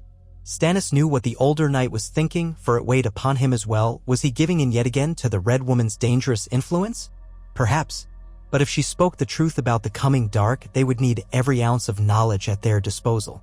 Better to keep her where he could see her than wonder what plots she might weave in the shadows beyond Winterfell. That night, a heavy hush lay over the castle. Many of the men had heard of Melisandre's return and muttered among themselves, uncertain whether to feel dread or hope. Some recalled her previous presence at Dragonstone, where she had preached the glories of Lawler. Others only knew the rumors that she had brought King Stannis nothing but misfortune and death. Yet curiosity was a powerful thing, and more than a few soldiers found themselves peering around corners or glancing toward the towers, wondering if they might spy a flash of red garments or catch a wisp of the sorceress's chanting. In his own solar, Stannis stared at the flickering candles, lost in his own maze of thoughts. He remembered a time when he had clung to the belief that he was chosen, that the flames had named him as the savior. That faith had led him down a path of horrific cost. Even so, the threat of the White Walkers was real, not merely a phantom conjured by fanatics. If Melisandre's powers could help in any way, dare he refuse? Sleep came grudgingly. When at last he drifted off, he dreamed of Winterfell's courtyard ablaze with unnatural fire, the towers swallowed by swirling shadows. He stood in the center, sword drawn, trying to fight a legion of pale-skinned wights whose eyes glowed with a cold, necromantic light. Their bone-white hands reached for him, dragging him into the snow, and he felt an icy terror as one by one the candles of life went dark. He awoke with a gasp, the echo of fear pounding in his veins. Morning light had yet to pierce the windows. He rose and dressed, determined to bury his nightmares in the duties of the day. By the time dawn broke, pale, wan, and cold, Stannis was already on the walls, speaking with the night watch who prepared to hand over their posts. The chill wind bit at his cheeks, but he preferred the clear sting of reality to the horrors of his dreams. Far below, the expanse of white fields and dark forests spread in all directions. The remains of the Fry camp had long since been cleared away. Smoke curled from the outbuildings around Winterfell where blacksmiths fired their forges, and Stannis could hear the dull ring of hammer on steel drifting upward. While he was inspecting the ramparts, a horn blast echoed beyond the gate. The men peered over the battlements to see a small party approaching through the snow, bearing a banner that Stannis instantly recognized, a white sunburst over a white field. The Karstarks. It was the sigil of House Karstark inverted, a sign of mourning or defiance. He was not entirely sure. The rumors said that the Karstarks had been sworn to Bolton and that they had suffered significant losses after Robb Stark executed their lord, Rickard Karstark, for killing Lannister squires. The family had splintered thereafter, with some supporting the Boltons against the Starks. What then did this approach mean? He gave orders for the gates to open. Moments later, a group of riders entered the courtyard. Leading them was a tall, lean man with gray hair and a hard-set mouth, wearing a heavy fur cloak. He dismounted, beckoning a younger man with him. The older man knelt stiffly, then rose to meet Stannis' gaze. "I am Arnulf Karstark," he said, voice gruff. "I have come to treat with the new king in the north." Stannis studied him, recalling that Arnulf was once rumored to have pledged fealty to Roose Bolton, then secretly to Stannis, then back again, his loyalties shifting like quicksand. But the North's memory of House Karstark was long and complicated. Stannis waved a hand indicating the Great Hall. "Very well. We will speak inside." The tension was palpable as they gathered by the hearth. Manderly and Umber arrived in short order, having heard of the Karstarks' arrival. Davos stood behind Stannis' chair, silent and watchful. The only person absent was Melisandre, whom Stannis had pointedly kept away from this meeting. In the hush, Arnulf Karstark cleared his throat. "My lord, your grace," he corrected himself with a half-bow, "I know the Karstarks erred in following the Boltons. My nephew Harrion was a hostage, forced to yield or face the flayed man's wrath. I myself was caught in a tangle of false promises. But House Karstark is old in the north, descending from the blood of the first men through the Starks themselves. We do not forget who the true enemy is. The Boltons are done, and you hold Winterfell. We would mend the breach between us and pledge our swords to your cause if you would grant us your protection." Stannis studied the older man's face, lined with age, his eyes restless. "You asked for protection after you gave your men to the Dreadfort. Did you not ride with Ramsay Bolton against my forces in the early skirmishes?" Arnulf's lips twitched. "Forced, your grace. Ramsay demanded it under pain of death for my kin. Believe me when I say we loathed it. Bolton tyranny has done more harm to the north than I can say." Manderly leaned forward, a scowl twisting his white beard. "The Karstarks always have excuses, eh? Let's not forget that House Karstark killed Lannister boys under Lord Rickard, forcing King Robb's hand. The result was fracturing the Stark cause when it was most needed. Arnulf bristled. And what of your dealings with the phrase, Lord Manderley? Are we to bring up every regret from the war? That was then. This is now. Harold Umber slammed a fist on the table. Enough bickering. We stand at the edge of a knife. Either we unify behind the king, or the others come and kill us all. Let the Karstarks bend the knee if they truly wish to.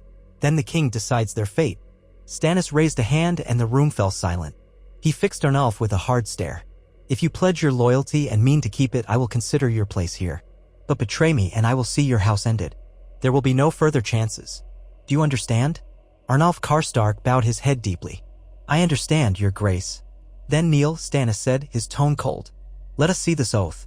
With that, Arnulf sank to one knee, placing a hand over his heart. He swore before all present that House Karstark would hold fast to King Stannis Baratheon, the rightful king in the north, to aid him against all enemies, living or dead. His men followed suit, though one or two did so with reluctance evident in their eyes. Stannis watched them carefully, memorizing their faces. He would trust them no further than he had to. But any sword that stood between him and the White Walkers was a sword worth forging into the line. When it was done, he signaled Davos to show the Karstarks to quarters within the keep, lodging them not far from the Manderley men so that both sides might keep each other honest. The next few days passed without incident, though the tension lingered. House Karstark had brought some provisions, mainly cured meats and barrels of pickled vegetables, a welcome addition to Winterfell's dwindling stores. They also brought rumors, sightings of undead creatures near deserted villages in the far north, flickers of strange lights in the sky at night, howling packs of reanimated wolves. Stannis dismissed half of it as fear-mongering, but a portion of him found the tales too consistent to ignore. The dead were stirring and the living were not ready.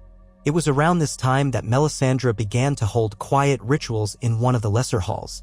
Word spread among the soldiers that she lit black candles and prayed to the flames each night, seeking guidance. Some men scoffed, but others found themselves drawn to the flicker of her fires, hoping perhaps for any sign that the future might be less bleak than the present.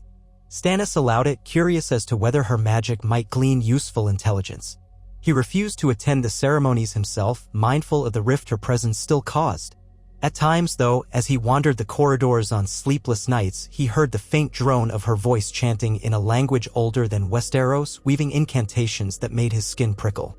One dusk, he encountered Davos standing near the door of the makeshift chapel, a troubled look on his face. Candlelight flickered inside, and the soft chanting of Melisandre drifted out in a mesmerizing cadence. Men knelt in a circle, their faces illuminated by the dancing glow. Davos shook his head as Stannis approached, exhaling slowly. Your Grace, they are enthralled by her again, Davos murmured. I fear what new demands she might make. Stannis's expression hardened. She knows better than to demand another sacrifice. And if she does, I will refuse. I've learned that lesson all too well. Still, her faith gives some men hope. Let her preach, so long as she stays within the bounds I've set. Davos bit his lip. And if she claims the flames show her something that requires a darker deed? She is persuasive, Your Grace, more than you know. Stannis looked away, recalling how her words had once driven him past the brink of reason. But that was before. He was older now, more scarred, less eager to place his trust blindly in prophecy. We shall deal with that if it comes. For now, I have more immediate worries. The storms worsen each day, and soon even our patrols won't be able to range beyond a few miles. If the others choose that moment to strike, we will be blind until they stand at our gates. They parted ways, the tension unspoken. The rift that had opened between them over Shireen's fate had never healed. Yet duty bound them both, forging an uneasy alliance of necessity. In the face of such cosmic threats, personal wounds had to be set aside, though they still bled in the dark hours of memory. Days turned into weeks. More houses began sending envoys, or at least small delegations, the Glovers, the Serwins, the Tallhearts. Each came with pleas for assistance, and each left pledging loyalty to Stannis. Some had more genuine convictions than others. All recognized that winter was no time for further internecine war, not when monstrous rumors crawled across the biting wind.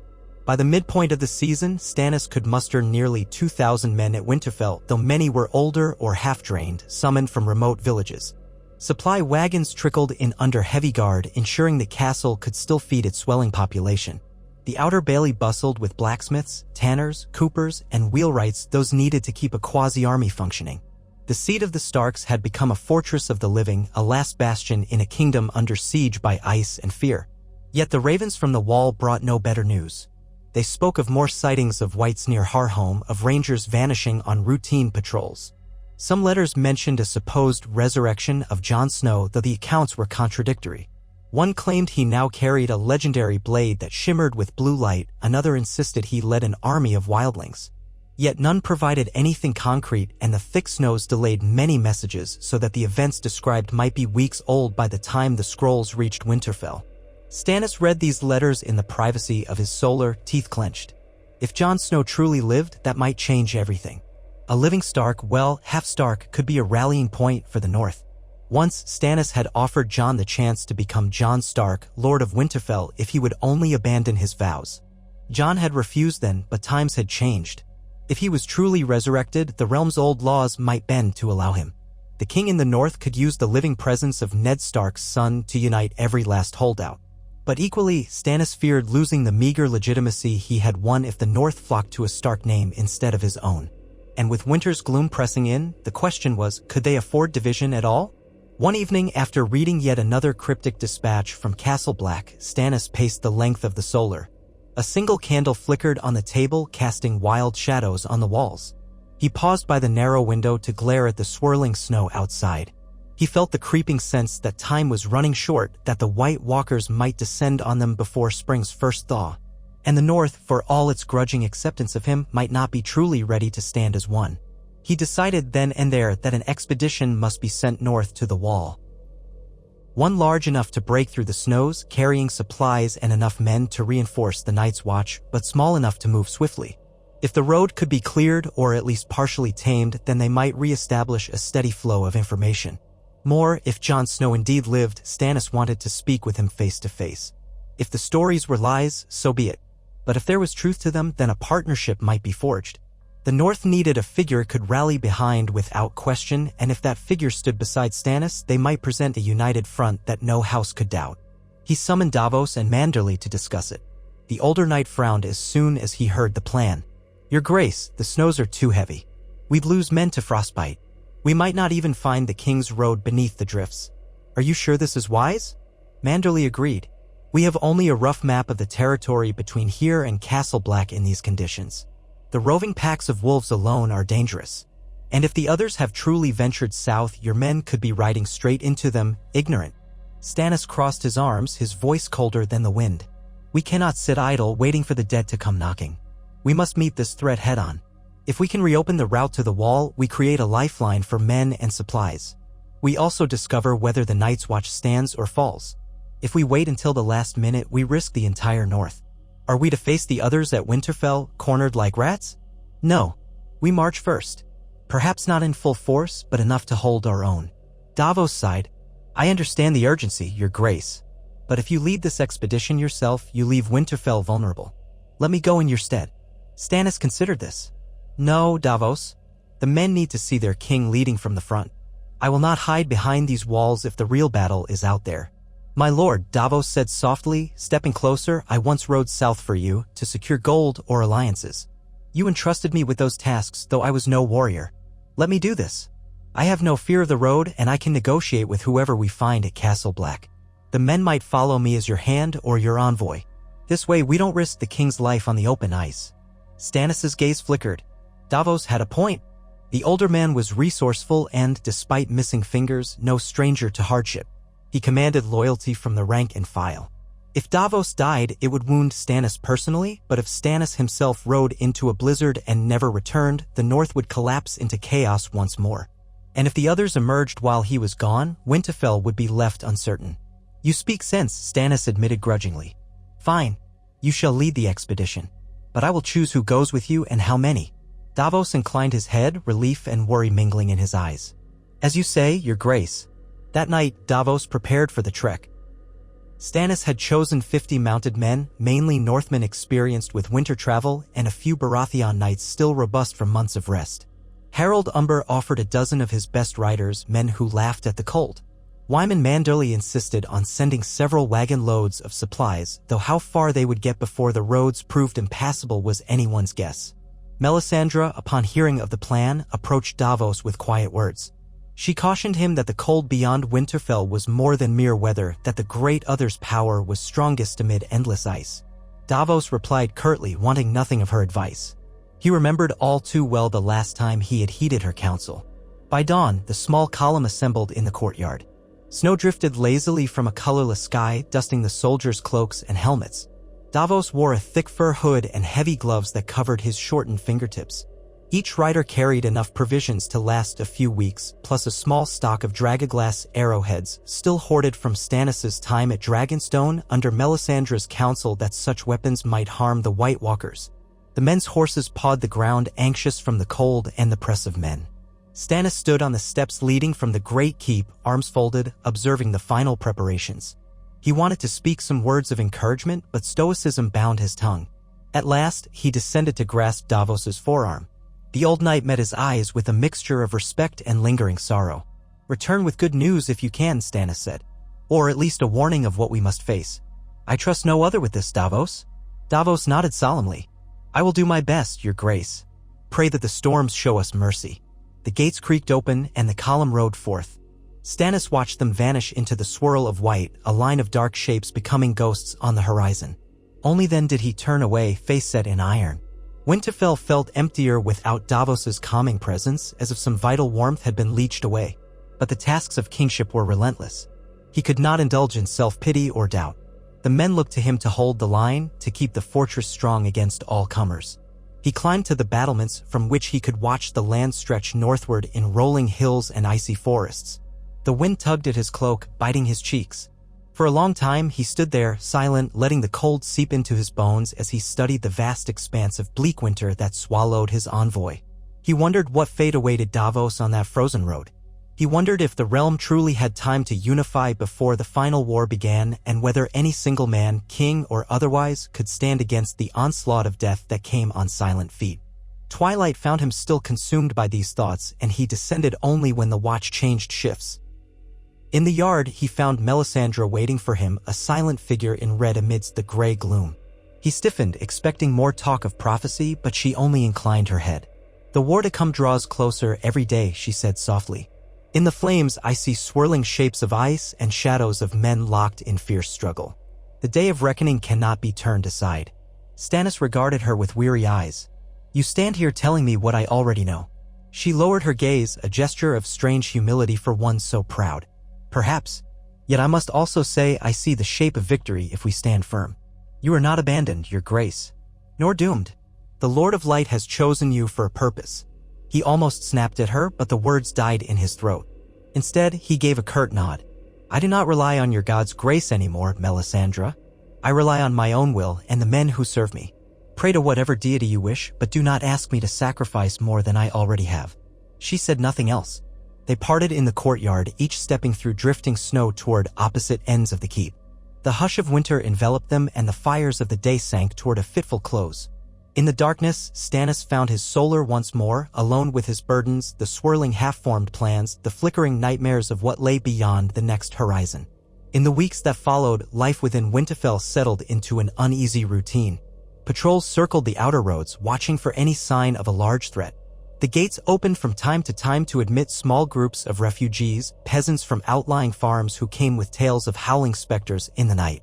Others were simply starving, having found their barns stripped bare by roving soldiers or beasts. Stannis had them sheltered in the old stables or storerooms, set them to useful work if they were capable. Some men frowned at allowing so many commoners inside, but Stannis overruled them. If the North was to stand, it would need every living soul who could haul water or carry a spear. Occasionally, riders from lesser houses arrived, seeking alliances or clarifications of the new order. To them, Stannis offered the same ultimatum: "Ben, do the knee and be welcome, or stand aside at your peril." More often than not, they knelt, drawn by the gravity of his victories and the shadow of the White Walkers. Still, the tension never truly abated. Whispered rumors about Stannis's conduct, burning Shireen, employing black magic, simmered. Some lords bowed more from fear than respect, uncertain if the grim man on the throne of Winterfell was truly any better than the Boltons. Yet the outward show of loyalty sufficed for now. As for news of Davos, it was rare and inconsistent. Twice, a raven arrived bearing short missives from him. He reported that the snows were deep but passable with caution. His men had encountered a handful of wights near the ruins of an old holdfast, slaying them with dragonglass arrows. Several men had died in that skirmish. The rest pressed on. Davos promised to send updates as he could, though the birds had difficulty flying in the storms. Reading these letters by firelight, Stannis felt a stirring of pride and dread. Wights in the flesh. The dead truly walked. If a small party of 50 riders could encounter them so far from the wall, how many more roamed the frozen wilderness? Still, Davos had triumphed so far. The strength of living steel, combined with a weapon of obsidian, had prevailed. That was heartening. But would it be enough when the true swarm descended? He pored over the letter with Davos's neat script, noticing how the knight's words had changed. A man who had once hated magic was now praising dragonglass, hoping for more. Had the reality of the threat broken that barrier of disbelief? Likely so. Belief came swiftly when it rose from the grave and tried to kill you. There came a day, deep in the heart of winter, when the sun did not seem to rise at all, blanketed behind thick clouds. A gloom hovered over Winterfell from morning to night, lit only by torches and hearth fires. In that dim hush, men fell silent, spooked as though expecting something monstrous to lurch from the corners of the yard. Even the horses seemed on edge, snorting at shadows. The dogs in the kennels howled at intervals as if sensing a predator in the wind. That evening, Stannis stood alone in the library tower, searching for old manuscripts that might hold secrets about the Long Night or the first coming of the others. The Stark archives had been partially burned by the Boltons, but some volumes remained. He found scraps of old runic texts that spoke of the last hero, of Bran the Builder raising the wall, of mysterious children in the forest forging alliances. Yet the accounts were too fragmentary to guide him now. He felt frustration knot his temples as he flipped pages, half the words incomprehensible or lost to time. A knock on the door interrupted him. A guard entered, breath puffing in the cold. "Your Grace, the Red Woman requests your presence in the Great Hall. There is news." Stannis shut the tome with a dusty thumb, handing it off to a scribe. "What news?" he demanded. "She would not say, only that you should come at once. There is someone with her." He frowned but followed the guard downstairs. The corridors were lit by flickering torches, the air thick with the smell of tallow and the ever-present chill. When he entered the great hall, he found Melisandre at the far end, near the hearth. She stood beside a figure cloaked in gray fur, snow clinging to the hem of a ragged cloak. The figure's hood was drawn low, face lost in shadow, though a pair of green eyes glinted in the firelight. The watchers in the hall, Manderly, Umber, and a handful of others, stood around, looking uneasy. Melisandre turned as Stannis approached, gesturing gently to the figure. "Your Grace, a traveler has come. I believe she bears tidings you will wish to hear." The cloaked form stirred. Hesitantly, slender hands reached up to push back the hood.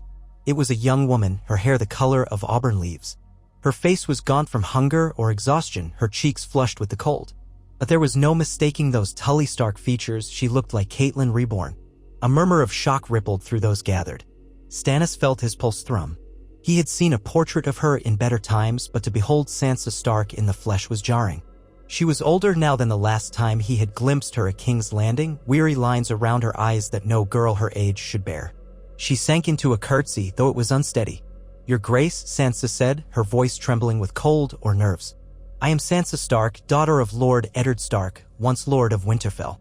She paused, breath hitching. "And I have come home." The entire hall seemed to hold its breath. Manderly's eyes widened while Umber let out a ragged grunt. "By the gods," someone muttered. The Northman looked to Stannis for his reaction. If Sansa Stark had arrived to claim her birthright, the entire power dynamic of Winterfell would shift in an instant. Stannis studied her, 100 calculations racing through his mind. If she truly was Sansa, the rightful daughter of Ned Stark, she had a claim to Winterfell stronger than his. Yet he was the man who had conquered it. Would the North rally behind her? Possibly. Probably. Could he risk that division? On the other hand, if she recognized him as king and bent the knee, their alliance would be unstoppable. The North had always needed a Stark at Winterfell. Now one had returned. He noticed she was trembling on her feet, close to collapse. Without speaking, he motioned for servants to fetch a chair by the hearth. Melisandre guided Sansa to it, offering a cup of warmed wine. Sansa sipped, color slowly returning to her cheeks. Stannis stepped forward. "How did you come here?" he asked, voice measured. "The roads are perilous. We heard you fled the Boltons." She nodded, swallowing hard. "Ramsay forced me to wed, then he was monstrous. I escaped with Theon Greyjoy's help.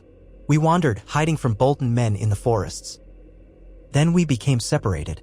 I don't know if he lives. I sought the Umbers, the Mormonts, any who might still hold faith with the Starks. But the snows were thick and the Bolton's men were everywhere.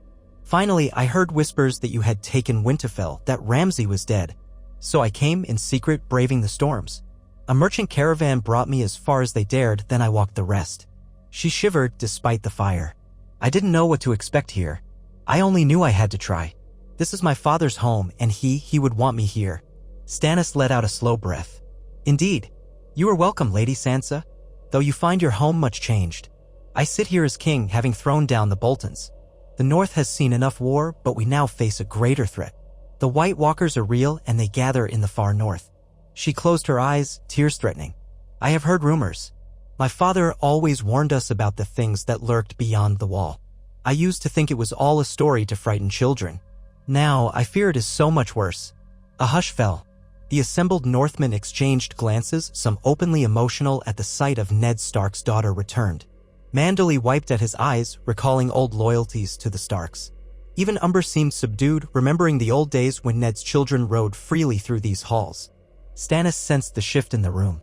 Sansa Stark was a living symbol and heir of a beloved house.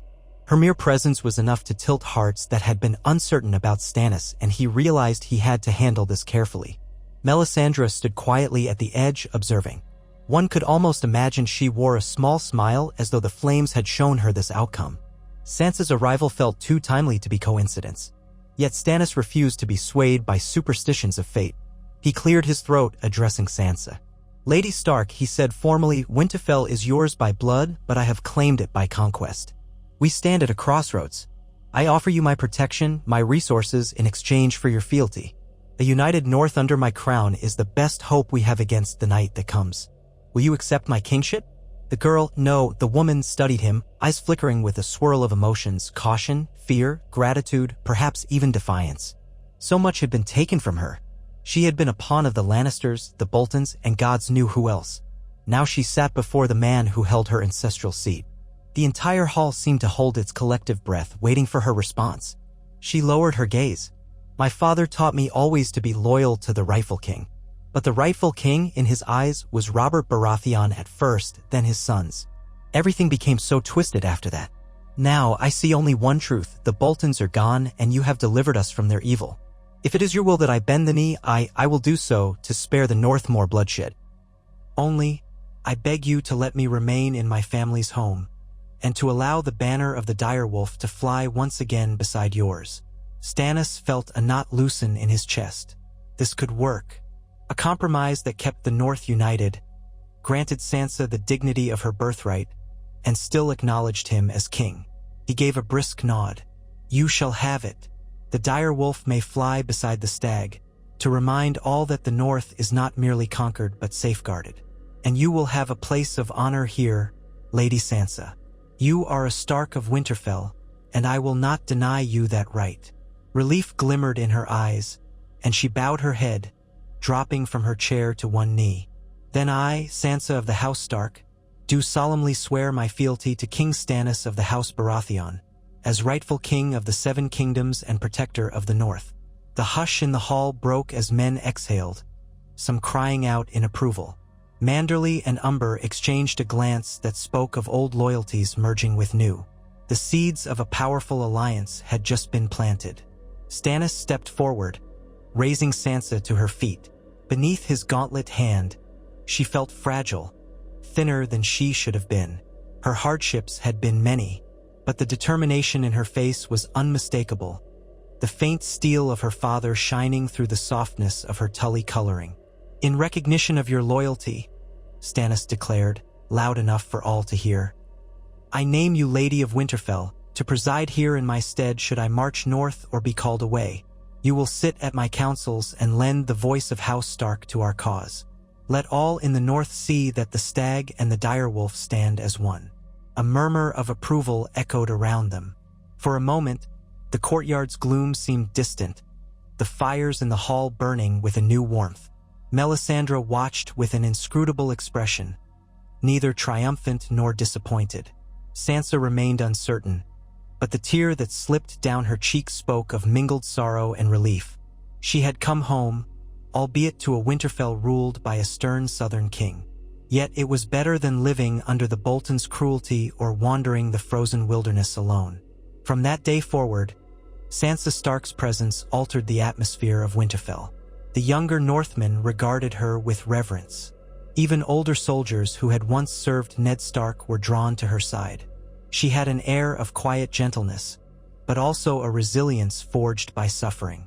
She spent much of her time walking the castle's corridors, rediscovering nooks she recalled from childhood. In the shattered remains of the glass gardens, she lingered, remembering how her mother once gathered herbs. The ghosts of old times haunted her steps, and yet she adapted swiftly to her new role. In council meetings, she offered insights about which lords might require a softer approach, which families still nursed grudges. She soothed tensions between Manderley and Karstark with a few choice words about shared northern values. She also sat with petitioners, listening to peasant grievances, and ensured they left feeling heard. If a day's events troubled her, she rarely showed it, except in the privacy of her own chamber, where she sometimes wept for the dead or those still lost. Stannis observed her, grudgingly impressed. She lacked formal training in governance, but her instincts were good, guided by empathy that he himself often lacked. He would never cede Winterfell or the North entirely, but he recognized the value of letting her be the Stark face of his reign here. Perhaps the men who were still wary of his name would come around, seeing the red-haired daughter of their old lord by his side.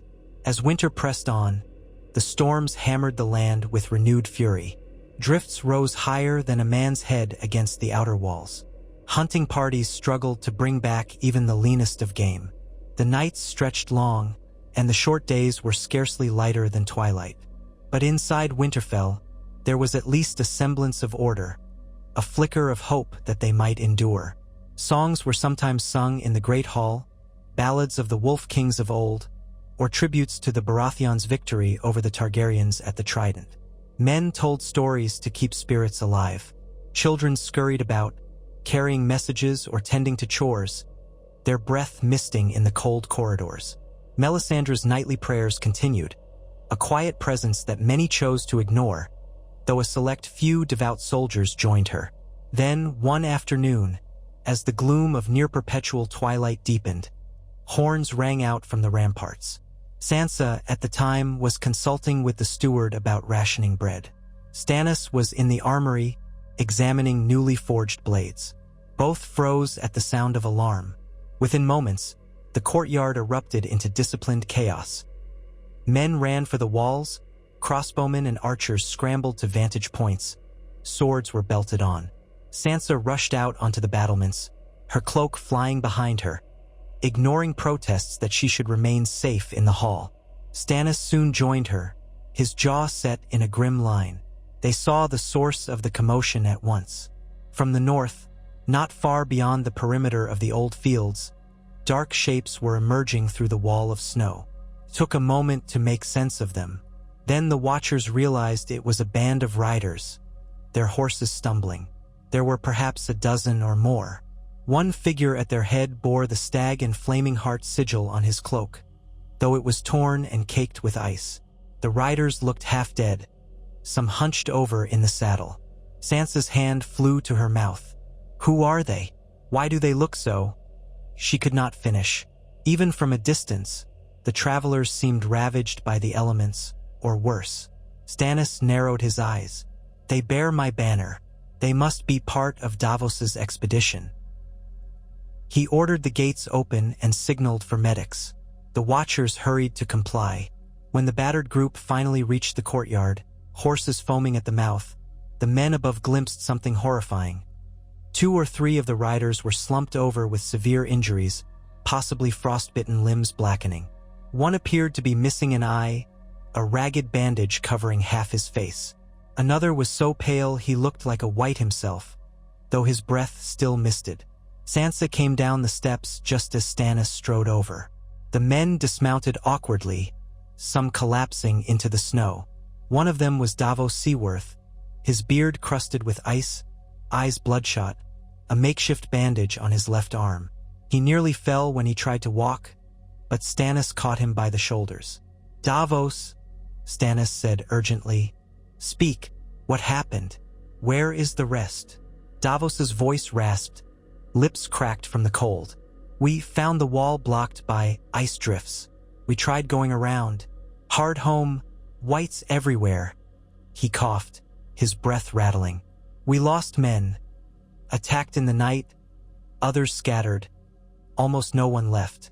The rest might be dead. Sansa felt a chill that had nothing to do with the wind. Her heart hammered as she beheld the haunted expression in Davos's eyes. Stannis, too, stood rigid, fear and anger mingling in his gaze. Whites, so they have come this far south. Davos nodded weakly. They roam in packs. There were hundreds, thousands. We killed some with dragonglass, but more kept coming. We tried to push to Castle Black. Lost the road entirely. Jon Snow is alive, or so the wildlings say, but we never found him. No sign of the Watch's main forces.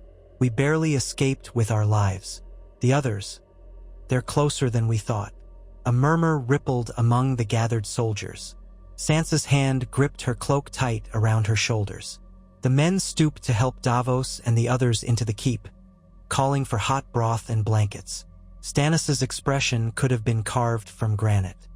He glanced at Sansa, seeing the terror mirrored in her eyes, then turned to bark orders at the nearest captains. Double the wall's defenses. Post watchers day and night. If these creatures roam the countryside, we must be ready. He paused, for a heartbeat, gazing at Davos as he was half-dragged into the keep. Summon the lords, Manderly, Umber, Karstark, and Lady Sansa, he added quietly. You should come, too. We must plan. Thus, in the depths of that terrible winter, the final test loomed into sight. The White Walkers and their army of whites were not a distant rumor but a horrifying reality, creeping ever closer to Winterfell's walls. Stannis had sworn to be the shield against the cold night. Now, the night was here, surrounded by fear and uncertainty, with only a fraction of the realm's strength. He would have to hold to that oath. The fate of the North, and perhaps all Westeros, hinged on whether this grim, unyielding man and his unlikely allies, lords once sworn to Starks or Boltons, a battered Onion Knight, a Red Priestess, and a young Stark heiress, could unite in time to turn back the tide of death. And so, the torches flared against the darkening sky, the gates were barred, and men shivered on the ramparts, weapons in hand. Under the banners of the Stag, the Flaming Heart, and now the dire wolf alongside them, Winterfell braced for the final onslaught. Shadows lengthened across the snow-choked fields. Wolves howled. The wind carried with it a silent promise of dread. Yet within the halls, a gathering of steel-hearted souls refused to yield. Stannis Baratheon, king in the north by conquest and necessity, prepared to face the only battle that truly mattered, the war against the dead, which would decide the fate of the living world. If he failed, no throne would stand, no house survive, no life endure. But if he stood firm, if the North united behind him, then perhaps the dawn could yet break over a kingdom saved from the icy grasp of eternal night. Winter descended with all the merciless weight the old stories had promised, and as the wretched cold sank deeper into every stone of Winterfell, the halls of the ancient castle roiled with a tension born of desperation. The news Ser Davos had brought back spread through the keep like icy water seeping into every crack. A horde of undead, thousands or more, roamed the tundra north of the Broken King's Road, cutting off any easy approach to the wall. Their presence confirmed every worst fear whispered by Stannis Baratheon and his followers. In a realm already bruised and starved by war, the realization that the dead marched was enough to drain the blood from hardened soldiers' faces. Sansa Stark, newly returned and recognized as Lady of Winterfell, felt her heart clench whenever she overheard the men swapping grim rumors about walking corpses and White Walkers. She tried to occupy her time by overseeing the keep's day-to-day management, walking corridors that triggered so many memories. Sometimes those memories overpowered her. Her mother standing by the windows in the great keep, smiling at the first snowfall of the year. Her father's grave face as he greeted new visitors in the great hall. Those visions shimmered like ghosts, reminding Sansa how much had been lost. And yet she pressed on, determined to help preserve what remained of her father's domain. More than once, she found her eyes drifting to Stannis, quietly weighing the man who had taken her home by force yet offered her a seat of honor. They were unlikely allies, but the realm was in no state for old grudges. In the days following Davos's return, Stannis summoned a war council that convened in the Great Hall. The lords who'd rallied to him, Manderly, Umber, Karstark, filed in, accompanied by captains and advisors. Guards ringed the space, torches spitting fire against the gloom. At the head of the table sat Stannis, expression as severe as a statue's. On his right was Sansa, and on his left, Lord Wyman Manderly, a mountainous figure who had taken to calling himself Stannis's loyal friend, though that friendship had grown from shared necessity more than affection. Harold Umber, the so-called young giant, loomed nearby, arms folded across a barrel chest, his breath rasping with impatience. Arnulf Karstark sat stiffly, still trying to prove the sincerity of House Karstark's newly declared loyalty. Around them stood knights and officers, each with their own share of scars and winter-deepened lines on their faces. Davos, swaddled in fresh bandages, had insisted on attending despite his weariness. He looked as though he'd aged 5 years in as many weeks. When Stannis nodded for him to speak, every man present fell silent.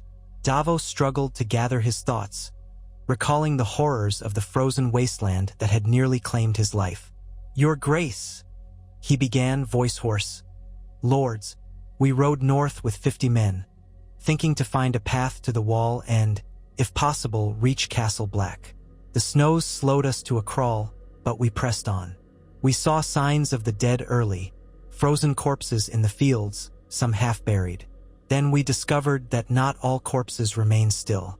We stumbled on a small group of whites near an abandoned holdfast. They attacked at dusk." He paused, as if the memory alone chilled him. "We lost 6 men there, including one of our best scouts. The whites could not be killed by normal steel. We used dragonglass to stop a few, but more kept coming until we set them on fire. After that, we avoided open ground whenever we could. Still, storms and the undead harried us. Some men froze to death in the night. Others were torn from their saddles and vanished.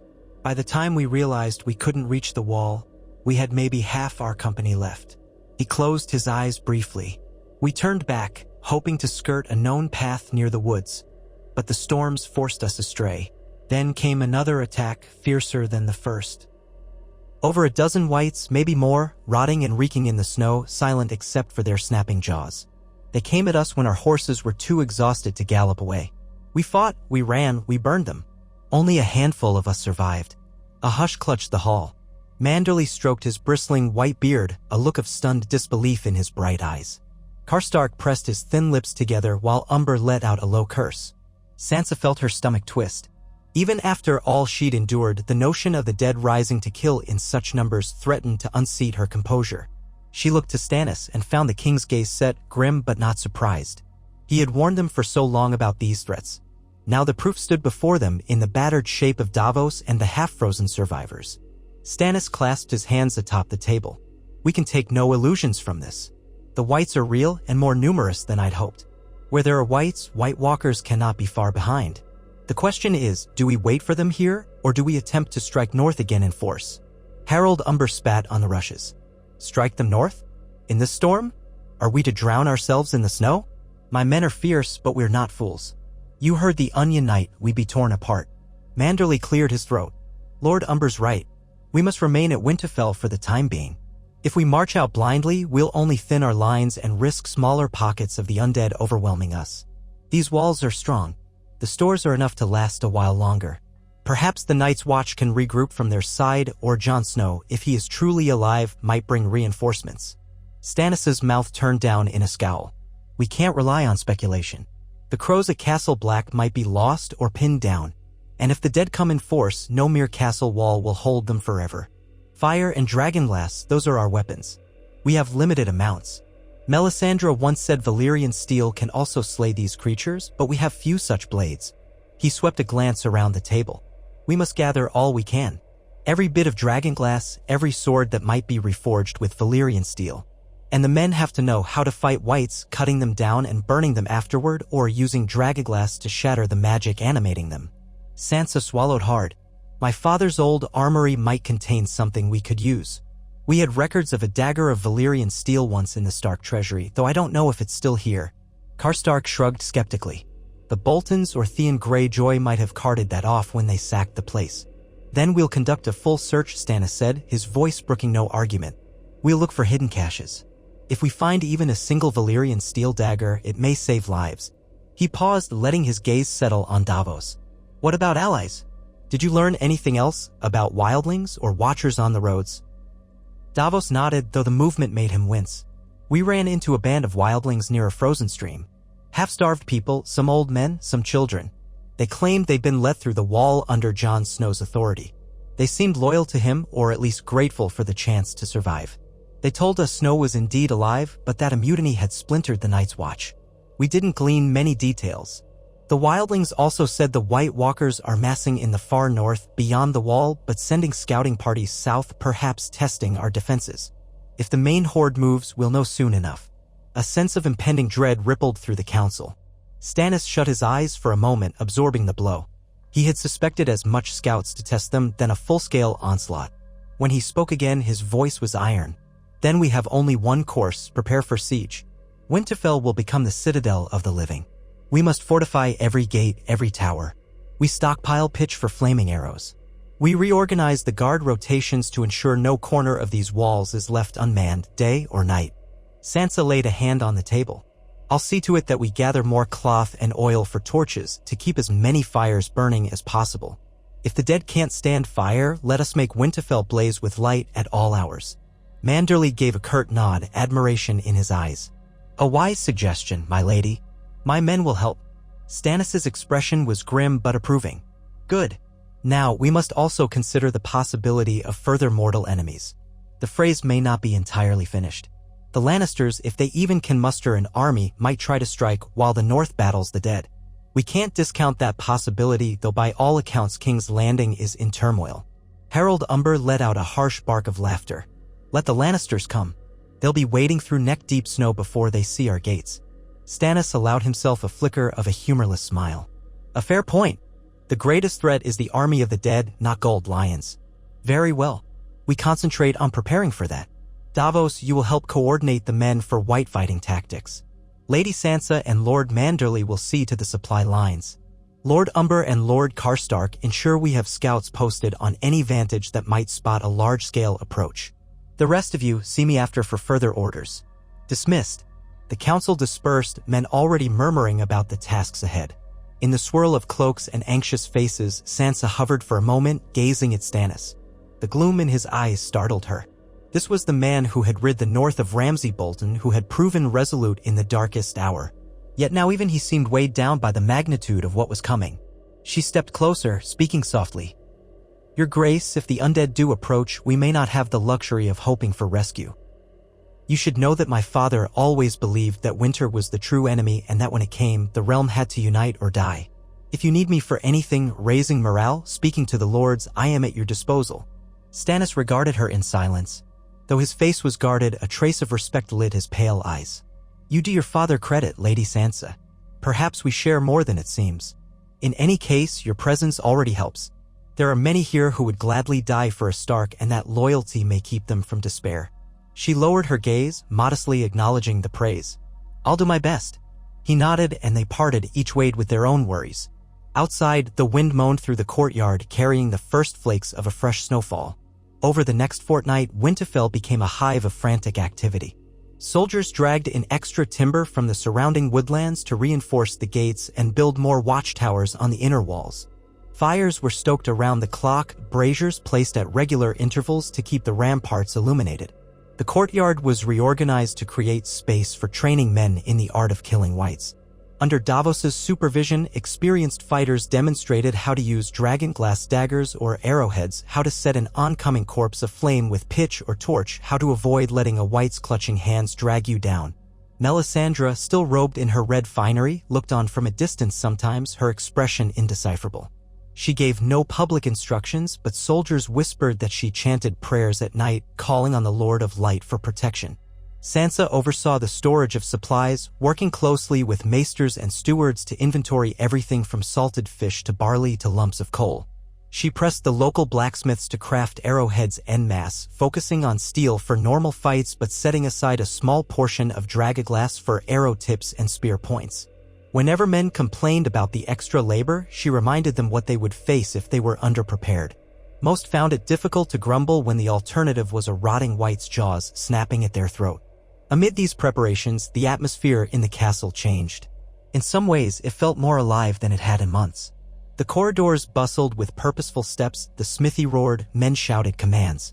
There was a sense of unity in the face of a shared nightmare, houses Manderley, Umber, and Karstark working side by side with Baratheon soldiers. But a quiet dread also clung to every corner.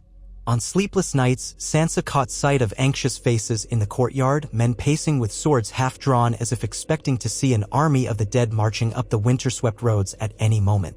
Melisandre's presence sometimes stirred controversy.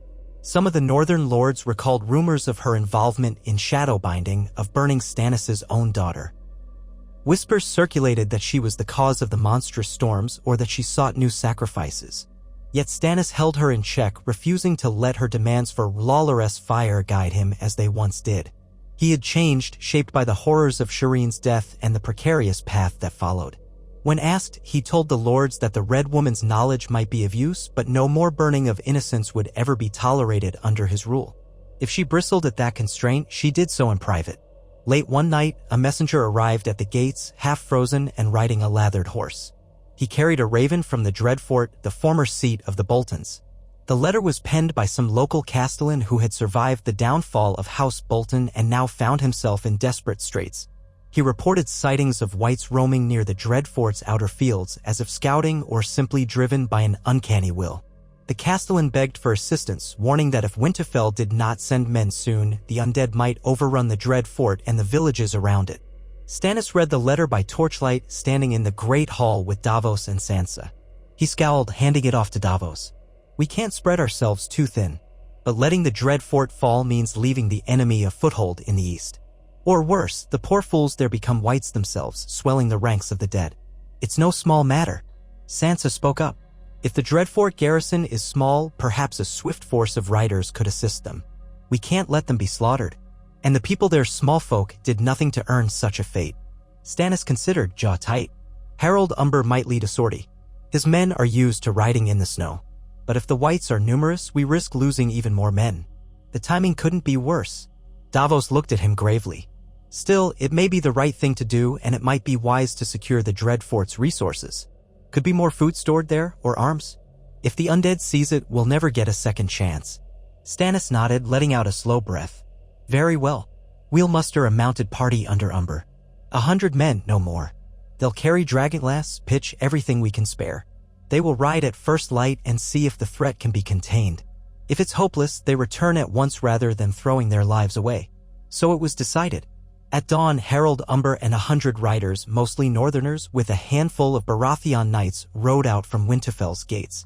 Sansa stood on the ramparts beside Stannis, shivering despite her cloak as she watched them vanish into the white distance.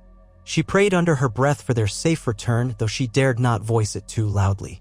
She did not know if the gods truly listened or if the old ways still held any power, but the desire came from her heart. Since returning to her home, she had felt the weight of thousands of lives pressing upon her, those who had come to trust Winterfell for refuge. If the White Walkers were unstoppable, then all these preparations might be in vain. She tried not to think of that. Another part of her wondered if the Dreadfort might hide any stray Bolton loyalists who would undermine the mission. She had heard enough of Ramsay's brutality to know that a few twisted men might still roam those halls. Days crept by, each cold and bleak, and there was no sign of Umber's force.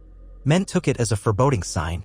Sansa wrestled with her anxiety by focusing on her tasks, coordinating the distribution of food, overseeing shifts of stable hands, anything to keep her mind from drifting toward doom.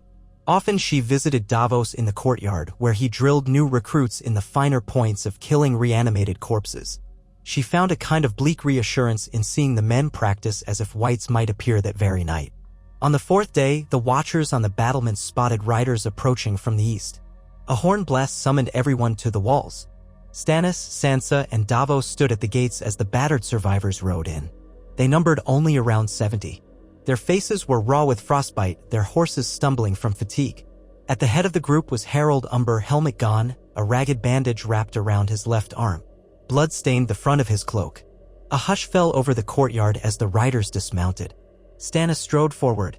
"Lord Umber, report." Harold Umber's breath billowed in clouds as he forced himself to speak. "We reached the Drefort 2 days ago. Found it half deserted. The Castellan's letter was true enough. Whites had been spotted. We reinforced the garrison. Burned a dozen dead men that rose up near the gate. The next night, more came, crawling out of the darkness. Must have been 70 at least, all rotted and silent. We fought them off, but lost men. We thought that was the worst of it. But then at dawn, I saw something in the distance, someone leading them, pale as bone, mounted on a dead horse. A White Walker, or so the old tales say." A shudder tore through those who listened. Sansa felt her breath catch. She had heard only vague descriptions of these creatures. Umber's eyes gleamed with fear. "It stared at us from the hill. Didn't attack right away, but we knew we couldn't hold the fortress against a walker if it returned with more whites. So we destroyed what corpses we could, grabbed what supplies we found, and abandoned the Drefort. I expect it's overrun by now." He set his jaw, voice thick with bitterness. "We had no choice. Better to lose a castle of flayed devils than lose men for nothing. We rode through a storm last night to get back." Stannis' fists clenched. "So the Drefort is gone, and the White Walkers have made their presence clear." "Aye," Umber said. "We brought back some survivors from the garrison, but the Dreadfort itself lost." A silence fell, punctuated by the whimpers of exhausted horses. Sansa glanced at Stannis, seeing how the news hammered into him. The Boltons might have been vile, but the Dreadfort was still a fortress in the north, and now it belonged to the dead. That meant the enemy in the east was alarmingly close. Stannis drew in a breath that hissed through clenched teeth. "Very well," he said at last. "The Dreadfort is not worth losing more men over. Our stand is here at Winterfell. Get your wounded to the healers, Lord Umber. Then meet me in the Great Hall at sundown." Umber nodded wearily, handing his reins to a stable hand before trudging inside with the men. Sansa stepped beside Stannis, her expression grim. They saw a White Walker with their own eyes. He said nothing, but she could see a flicker of something dark in his gaze. Fear, perhaps, or the acceptance of a prophecy come to life. They stood there, letting the swirl of snow close around them, each burdened by the knowledge that the time for words and warnings was nearly past. The dead were no longer creeping on the edges of rumor and legend.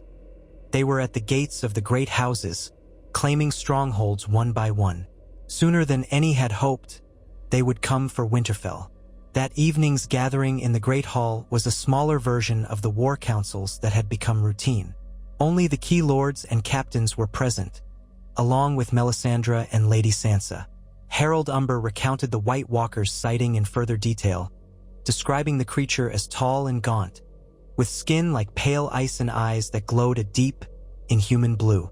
It had worn armor of some strange, glassy substance, and its spear, also white, seemed to freeze the very air around it. He recalled how it had vanished without a direct confrontation, as if deciding it had learned what it needed to know. Karstark shifted uneasily on the bench. "So they scout us, gather their forces, then strike where we are weakest. That's how they took the Dreadfort." Umber nodded. "Yes, that's my guess. We saw few actual whites until the second night, but we could sense hem out in the darkness. They don't need warmth or sleep. They can wait as long as they like, then strike at dawn or midnight." Manderley exhaled, puffs of vapor twisting in the cold hall. "Winterfell is stronger than the Dreadfort. Our walls are thicker. We have more men, more supplies. But if a White Walker leads an entire legion of corpses against us, it's a matter of time, isn't it? Unless the gods step in." Melisandre's voice slid into the conversation, low and resonant.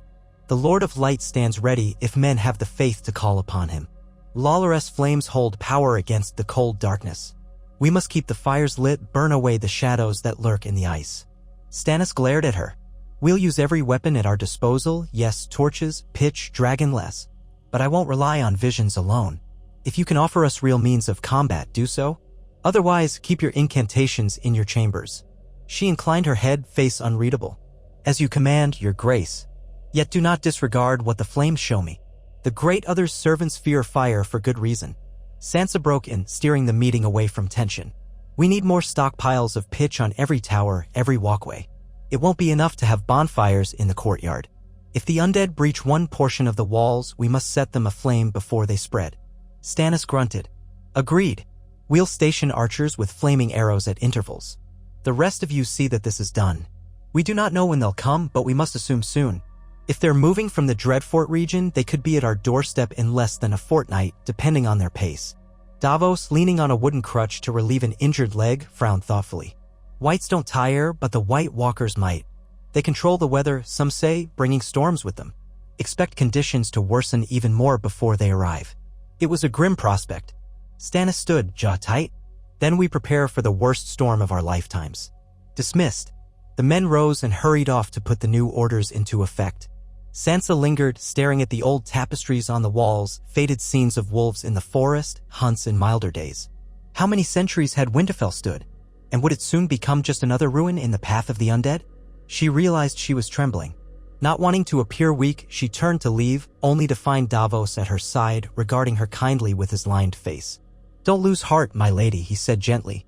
We've come through so much already. Perhaps the gods, old or new, will see us through this. She managed a thin smile.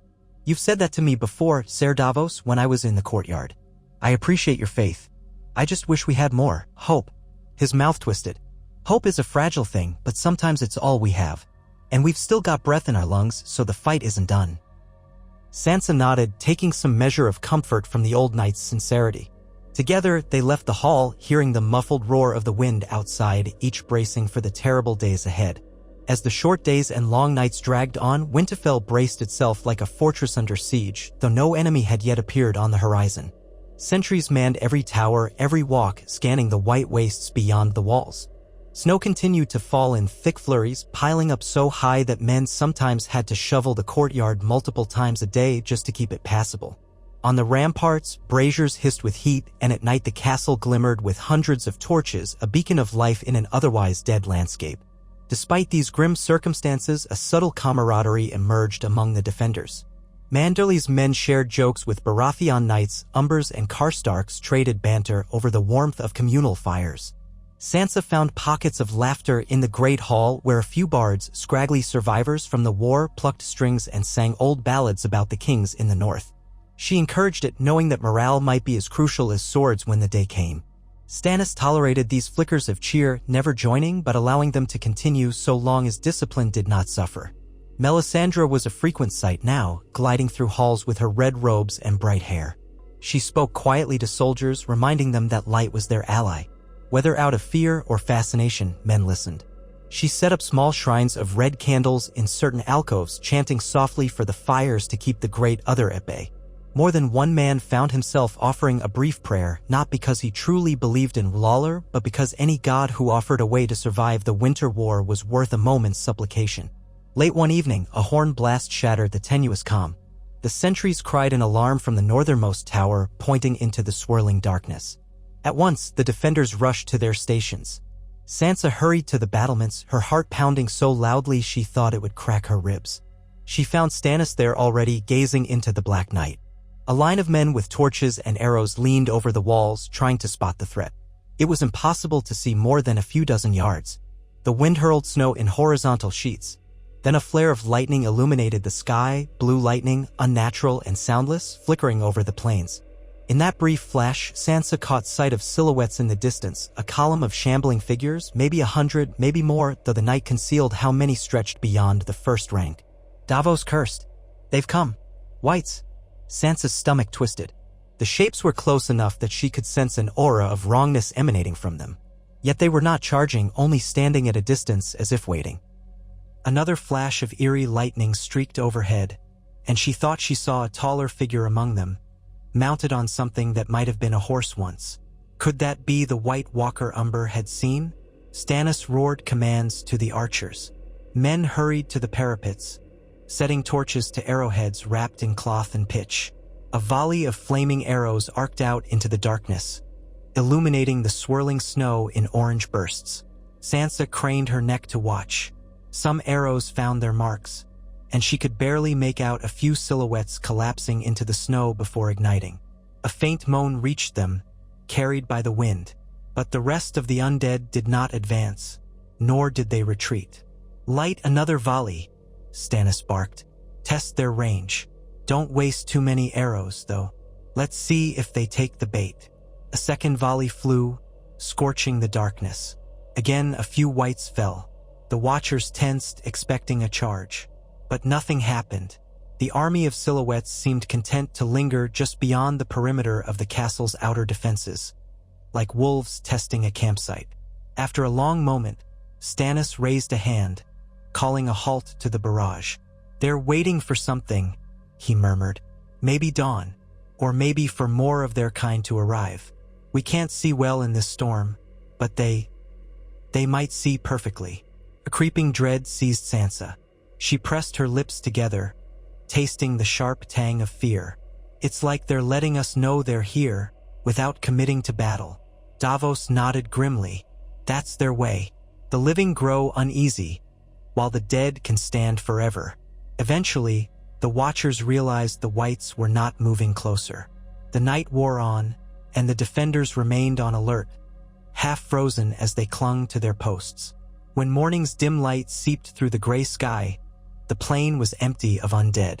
Footprints and churned snow remained as evidence they had been there, but the horde had faded back into the blizzard. Weariness plagued every man and woman in Winterfell. Sansa found her mind replaying the sight again and again. A silent legion of corpses, abiding by no mortal rule of warfare. This was an enemy beyond her darkest nightmares. The next evening they returned. Again they stood just within bowshot, letting a few fall to flaming arrows, refusing to engage. The White Walker's silhouette was glimpsed more clearly this time, tall with a spear of jagged ice. Some men on the walls swore they heard an unearthly hiss emanating from it. Others said it uttered no sound at all. On the third night, more silhouettes joined them, possibly the group from the Dreadfort, or from some other stronghold the undead had claimed. Each time, they simply stood there for hours in the swirling snow, then vanished before dawn. At first, Stannis thought to send out a sortie to lure them into a real fight, but the swirling storms made it suicidal. Trudging into the dark with uncertain footing and an unknown number of wights waiting would be madness.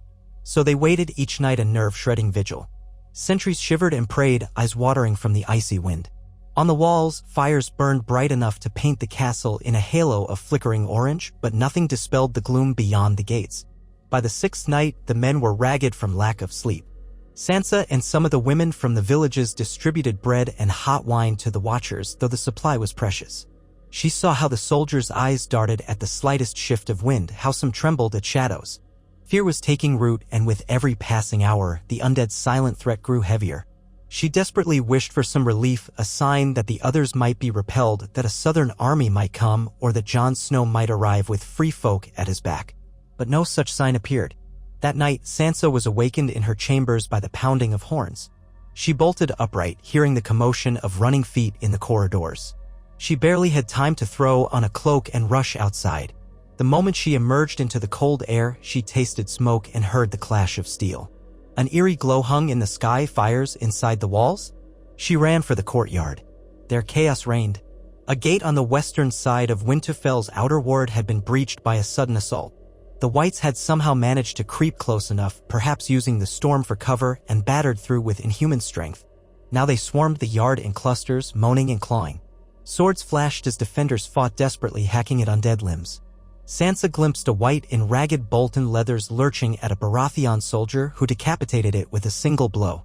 The wight kept snapping at the soldier's knees until he set it ablaze with a torch. All around was the acrid smell of burning flesh. Cries split the air. Sansa stumbled to the side, nearly colliding with a cluster of frightened servants. She saw one wight, a half-burned woman with a hideously twisted face, lunge at a stable boy only to be slammed down by a Karstark guard who drove a dragoglass dagger through its skull. The wight thrashed, then fell limp. Arrows whistled from the walls, some bearing flame, others normal shafts. Flames leapt in the darkness, revealing the mass of undead that had poured inside. Davos was there, face contorted with resolve, rallying men to form a shield line. The men shouted back in terror and fury, forming a ragged rank that hammered spears into the Whites' front. Another group rushed to drag a cauldron of flaming pitch toward the gap. Sansa's eyes flitted frantically across the scene, searching for Stannis. She spotted him atop the stairs to the keep, sword drawn, shouting orders to archers. The bright glow of fire revealed grim determination carved into his face. She forced her way toward him through the chaos, mindful to stay clear of the shrieking pockets of fighting. A white half crawled near her, missing both legs, arms clutching at the air. A soldier stomped its skull, spattering blackened gore on the snow. Smoke stung Sansa's eyes, but she pressed on until she reached Stannis. He glanced at her, surprise flickering in his eyes. "Get inside," he barked. "It's not safe here." "I won't hide," she said, voice shaking. "I can help. There are people in the Great Hall, unarmed." He relented with a curt nod. "Gather them. If the Whites spread, we may lose the outer ward. Fall back to the inner keep if needed. Go, quickly." She dashed off, pulling her cloak tight. Screams cut through the night air. She saw flames licking along the western palisade. Whites battered at defenders in terrifying silence except for the rasp of decaying throats.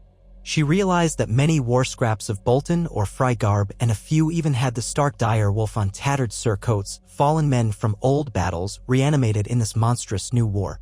Another wave of horror rolled through her, but she forced herself to keep moving. She reached the Great Hall's side entrance, calling for the small folk who had taken shelter there. Panicked faces turned toward her, voices clamoring. "The Whites are in the yard. What do we do?" She tried to steady them. "Stay together. If you can carry a torch, do so. Follow me. If the yard is lost, we retreat to the keep's main doors." Some men and women grabbed whatever they could, table legs, chairs, anything that might be burned or swung as a weapon. Leading the group back outside felt like madness, but staying put with no escape route was worse. She hoped they could slip to safer ground if the defenders regained control. They emerged into a scene of savage battle.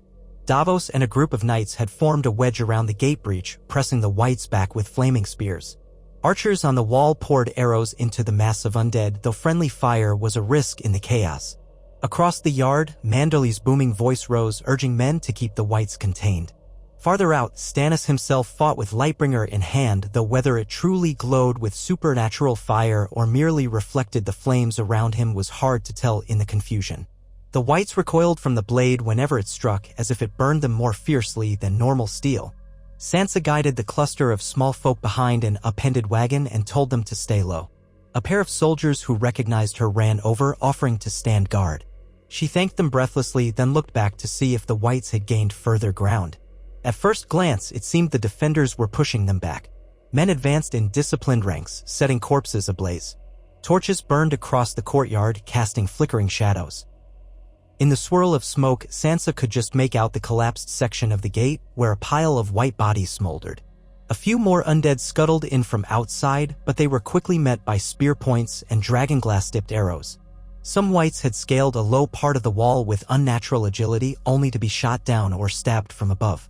Gradually, the surge of undead faltered. Another wave of defenders arrived from the inner bailey, shouting war cries. Manderly's men pressed forward, hacking at the last pockets of Whites. A few minutes later, it was over. The Whites lay in motionless heaps, or else burned to cinders. The stench of charred flesh clung to the air. In the hush that followed, men coughed and retched. Here and there, a White still twitched until someone severed its limbs or thrust a torch into its skull. Sansa sagged with relief, though her heart hammered so violently that she thought she might faint. She made her way through the aftermath, stepping carefully around bodies, both undead and living. Cries of agony came from the wounded. Healers hurried to find them, though there was little that could be done for those who had been bitten or torn in savage ways. More than one soldier had a dead stare already, his lifeblood spilled on the snow. Sansa's stomach churned. Eventually, she found Stannis near the gate breach, his face streaked with ash, the beard on his jaw singed in places. He nodded curtly to her. "You survived." She swallowed, trembling from adrenaline. "Yes. Are you all right?" He spat out a mouthful of soot. "I'm alive. That's all we can ask for tonight." He looked over the smoldering corpses. "We repelled them, but they'll be back. Or more will come. This was only a test, a small force, relatively speaking. If they attack with everything they have." He did not finish. He did not need to. Sansa knew well enough that a full-scale assault would be infinitely worse. She gazed around at the battered defenders, taking note of how many were missing, how many lay still on the ground. If this was a fraction of the undead's might, the future was bleak indeed. The night wore on. Crews of soldiers worked to repair the gate and drag the charred remains outside the walls to burn them again, ensuring no reanimation. The living saw to their wounded, stanching blood flow and applying salves. Melisandre appeared at one point to murmur prayers over the fallen, placing a hand on each brow as if conferring last rites. Some men let her, while others recoiled, but she took no offense, her face a mask of calm. Sansa overheard bits of her low chanting, references to the Lord of Light guiding their souls. It felt as though this castle, once a bastion of the First Men's gods, now housed every faith in a desperate mix. At sunrise, a council was called in the battered Great Hall. With bloodshot eyes and soot-stained armor, the lords and captains gathered. Exhaustion clung to them like a second skin. Stannis stood at the head of the table, voice flat with fatigue as he surveyed the group. The first matter at hand was the casualty report. Over 50 men had perished, half as many again wounded. Some were so badly injured they might not survive the day. A lesser blow to the undead, who had lost many bodies but could likely raise more from the land's buried remains. Stannis' gaze was bleak. They will keep testing us. We cannot afford to lose men this way every night. We must find a strategy that ends them decisively. Harold Umber, his face bandaged, growled. What strategy do you propose, Your Grace? Marching out to meet them is suicide. Waiting here is slow death. The men murmured agreement. Sansa found herself recalling stories of the long night, how men had barricaded themselves behind walls only to be starved or overwhelmed by the undead. Something in her memory stirred, recalling old tales of secret tunnels beneath Winterfell that led to hidden crypts and springs. She tried to recall if there was any mention of a hidden way that might be used offensively, but nothing certain came to mind. Melisandre's voice rose, calm and measured. There is a way to fight back more directly. Fire is our ally, but we could concentrate that fire, harness it in a single blow. There is a ritual. She got no further. Stannis cut her off, eyes blazing with sudden anger. No more rituals that demand lives. I will not hear it. She dipped her head. I speak only of forging a great flame, Your Grace, not of human sacrifice. If the men ride out with enough wildfire or some other scorching agent, we could attempt an ambush. Lure the dead into an enclosed space, ignite them all at once. It is dangerous, yes, but so is waiting to be whittled away. Manderley rubbed his chin, frowning. I've heard of wildfire, the Mad King used it, the Lannisters used it at Blackwater Bay. But do we have any here? That's a southern alchemist's trick, I thought. Melisandre's lips curved slightly as though she had expected that objection. The Lord of Light can guide us to create a lesser version of it or at least enhance normal pitch. If our best pyromancers or smiths follow my instructions, we can produce something akin to will. Fire in limited amounts. Enough to make a trap for the whites. She spread her hands. It is not a perfect solution, but we must take bold action. The White Walkers are not fools. They test our weaknesses. We must show them that approaching Winterfell is death. A silence followed, uncertain. Then Stannis exhaled. I dislike meddling with such volatile substances. Wildfire can turn on us if mishandled. Yet we stand at the edge. If we do nothing, we die. If we try something reckless, we might also die, but at least there's a chance. Very well. Speak with the blacksmiths and stewards. Find out what ingredients are needed, if any remain in the city. But no incantations that cost more than the sweat of our brows. I mean that, Melisandre. She inclined her head, unfazed by his stern tone. As you command, Your Grace. Davos said quietly. In the meantime, we strengthen the walls. We can't allow another breach. Let us double the guard at every gate. Have men patrolling the perimeter day and night, searching for weaknesses. Stannis agreed. Yes, and any man who sees something suspicious does not wait to raise the alarm. We move on them immediately. Dismissed. They broke apart. Sansa followed Davos outside, blinking in the pale morning light that revealed the scarred courtyard. Men were already hauling debris from the breach, piling splintered wood. A half-burned white corpse lay in the center, blackened beyond recognition. A dragonglass dagger still lodged in its chest. She looked away, stomach twisting. Nearby, a group of crows pecked at the remains of a dead horse. The birds seemed strangely bold, as though hunger overrode fear of men. Sansa turned to Davos. Is there no other relief on the horizon? No word from the wall, or from any southern allies? Davos shook his head. Ravens rarely make it through these storms. If Jon Snow is alive and leading an army of wildlings, he might be pinned behind the White Walkers' lines. As for the south, chaos rules King's Landing. The Lannisters have their own troubles. Storm's End is half in ruin. The Tyrells squabble in the Reach. I fear none have the will or the means to march north in winter. She realized her hands were shaking again, so she clutched them together, breathing deeply. Then the North must stand alone. So be it. Over the next week, Melisandre toiled with a handful of cunning blacksmiths and a ragged old man rumored to be an alchemist's apprentice. They commandeered a portion of Winterfell's old storerooms, setting up cauldrons and braziers. Soldiers whispered that unnatural fumes wafted from under the door, and flickers of odd-colored flame glowed at night. But no one dared question Stannis' order to let them work. Melisandre emerged occasionally, red robes flecked with ash, speaking only to confirm an ingredient or oversee the temperature of the fires. At times, Sansa glimpsed her chanting quietly in front of a brazier, eyes closed, face illuminated in flickering light as if she drew strength from the flames themselves. Meanwhile, the Whites resumed their nightly torment. Some nights they only appeared at the far edges of the plain, watching. Others they attacked small sections of the wall, retreating when the defenders brought flaming oil or pitch to bear. Each skirmish cost lives, be they a handful or more. Tension tightened like a noose around Winterfell. The men were exhausted, demoralized by the unrelenting assault, but no one spoke of surrender. There was nowhere left to flee. Finally, one cold afternoon, Melisandre announced that the substance was ready. She called it Nightfire, a mixture of normal pitch, wildfires-based components, and certain herbal extracts that apparently stoked the flames to unnatural intensity. It was black and sludgy, stored in large clay pots sealed with wax. Stannis and the lords inspected it warily. A single demonstration in the courtyard convinced them of its potency. Melisandre poured a small amount on a hunk of wood and set it alight. The resulting blaze roared green and red, hot enough to reduce the wood to ash in moments. The next step was forming a plan to lure enough Whites into a single kill zone. They agreed on the wide field north of the castle where the terrain sloped down, forming a natural bowl. If the Whites advanced in their usual slow-moving masses, defenders could ride out to bait them into the bowl, then ignite a ring of nightfire around them. It was a risk, especially for the men who would serve as bait, but Stannis saw no alternative. A decisive blow might weaken the undead's numbers or even destroy a White Walker if one ventured too close. With that decided, they spent 2 days carefully preparing. Soldiers dug shallow trenches in the field under the guise of night, filling them with snow to hide them.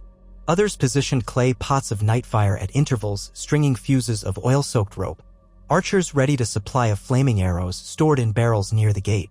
The entire strategy hinged on timing and coordination. One misstep, and the men in the bowl might be overrun or the nightfire might go up at the wrong moment. At last, the chosen day arrived. Dawn's light was feeble, a gray gloom that seeped over the walls. The watchers on the ramparts reported Whites lingering in the distance, as usual. Stannis summoned the men to the courtyard. The air was sharp with tension. Sansa stood on the steps with Davos, surveying the assembled knights and spearmen who had volunteered for the bait detail, 50 or so. Manderly, older and with a large girth, had offered to ride, but Stannis urged him to remain in command of the archers. Harold Umber insisted on leading the charge. His bull-like presence seemed to give the men courage. A few Karstar cavalry joined, and to everyone's surprise, Stannis himself intended to go astride his warhorse. He wore black plate and the Stag-Ann Flaming Heart sigil. Lightbringer was belted at his side. Davos tried to argue. "Your grace, if you fall, the morale of this castle falls with you. Let Umber lead, eh?" Stannis silenced him with a glare. "I will not cower behind walls if my men ride out to face the dead. Kings do not rule from a safe distance." Thus, the gates opened. The watchers stared in solemn awe as Stannis Baratheon led the small cavalry contingent into the swirling snow, heading north to the broad field. They carried torches and swords, each man with a sealed pot of nightfire strapped to his horse. On the walls, Manderly, Karstark, and Davos spread out archers, each armed with flint and tinder to light flaming arrows at the crucial moment.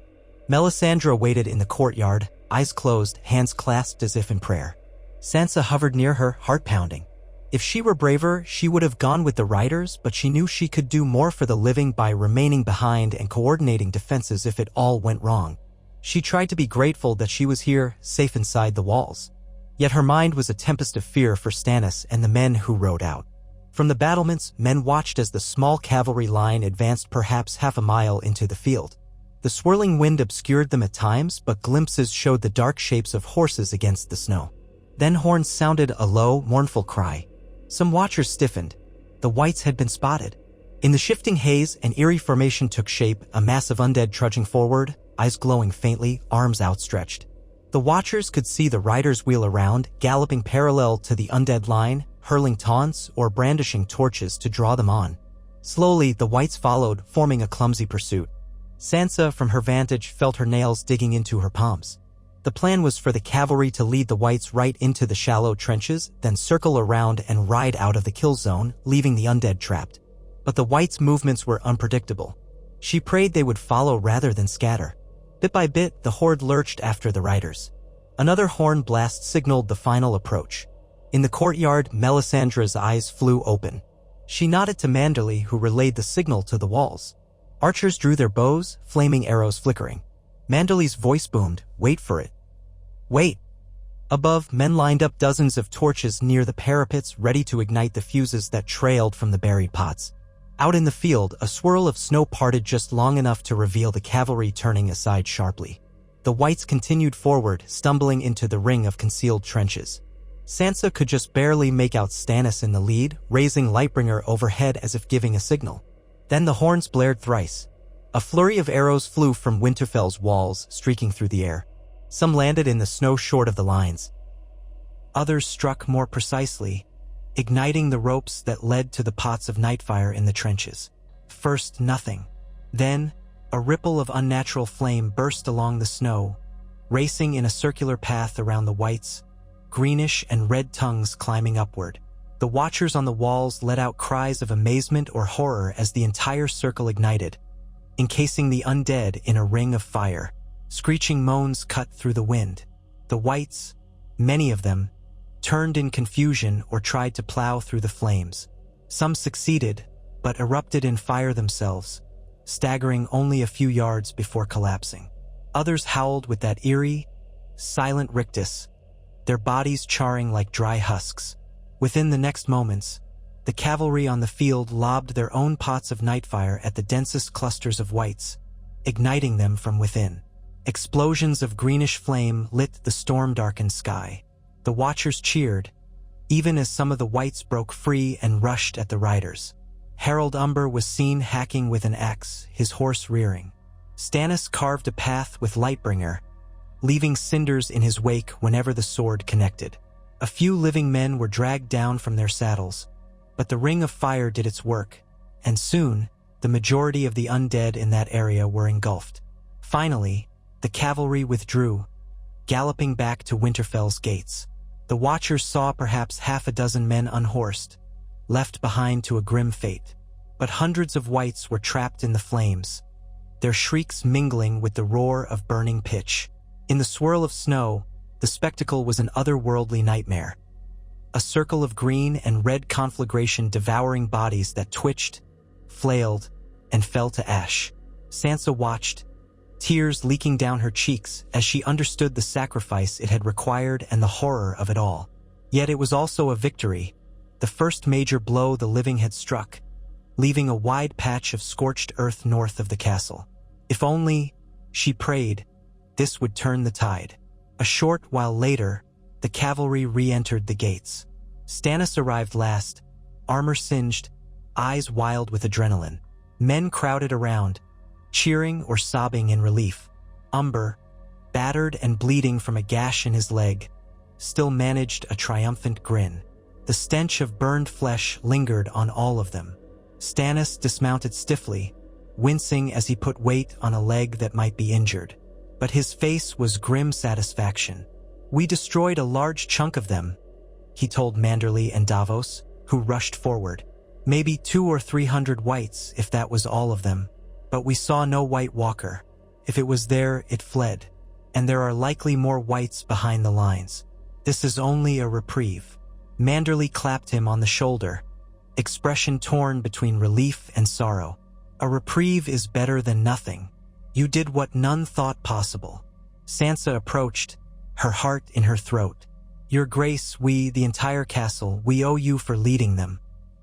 Thank the gods you returned alive. Stannis exhaled, the lines in his face deepening. We lost good men out there, but we gained a small victory.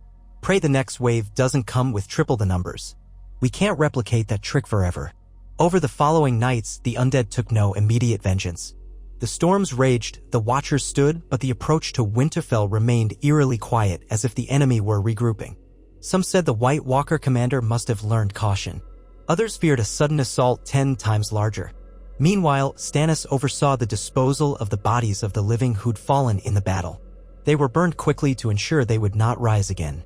He insisted on reading each name aloud if it was known, a sober ritual that lent a sense of dignity to the charred remains. Sansa found herself grateful for that gesture. It reminded her that, for all his stern ways, he respected the sacrifices made under his command. In the aftermath, the defenders took every possible step to seal off the outer walls. Additional trenches were dug, more nightfire was prepared, though the resources for it were dwindling. Melisandre warned that forging more might require riskier measures or costlier ingredients she did not have. So they rationed what remained, saving it for an even greater threat. Sansa spent her hours caring for the wounded, giving them water and what meager comfort she could. Many died anyway, their wounds too horrific, infections setting in amid the filthy conditions. Others survived but were maimed or disfigured. The maester and his assistants worked tirelessly, but they lacked proper salves, lacking even enough bandages. Each day, the casualties grew as if the castle were slowly bleeding out. Yet a glimmer of hope arose. Scouts reported that the roads to the west showed footprints of a large group, wildlings, perhaps, skirting the White Walker's zone. If so, they might eventually reach Winterfell and bolster its ranks. Or they might be cut down in the attempt. Stannis debated sending men to meet them, but decided the risk was too high. Instead, he ordered the Watchers to remain vigilant. The White Walkers might strike from any side. One morning, with the snow swirling outside in a near whiteout, Sansa was startled by the sound of horns again. This time, however, the horns did not ring with alarm, but a different tone, an arrival. She rushed to the walls, her breath misting, heart racing. Through the swirling drifts, she glimpsed figures approaching slowly, carrying tattered banners. One bore the emblem of a red serpent on black, House Serwyn, a minor line once sworn to the Starks. Another banner showed a gray dire wolf on a white field. Could it be another band of survivors loyal to House Stark? The Watchers recognized them, quickly opening the gates. A shuddering crowd of perhaps 200 souls limped inside. A mixture of peasants, a few knights, and, to Sansa's shock, 2 tall warriors wearing black cloaks with the sigil of the Night's Watch. One was a rangy man with red hair and a beard caked in frost who might be a wildling or half-wildling. The other was a lean figure with dark hair, face hidden by a thick cowl. Soldiers parted to let them pass. Stannis and Davos arrived from the keep, followed by Manderly and Umber, each brandishing swords in case this was a trick. The lean figure pulled back his cowl, revealing a pale face with gray eyes that carried old grief. His hair was matted with snow, a dusting of stubble on his cheeks. He looked around Winterfell's courtyard with an expression of haunted disbelief. For a moment, no one spoke. Then Sansa, her chest tightening, found herself whispering, "Jon?"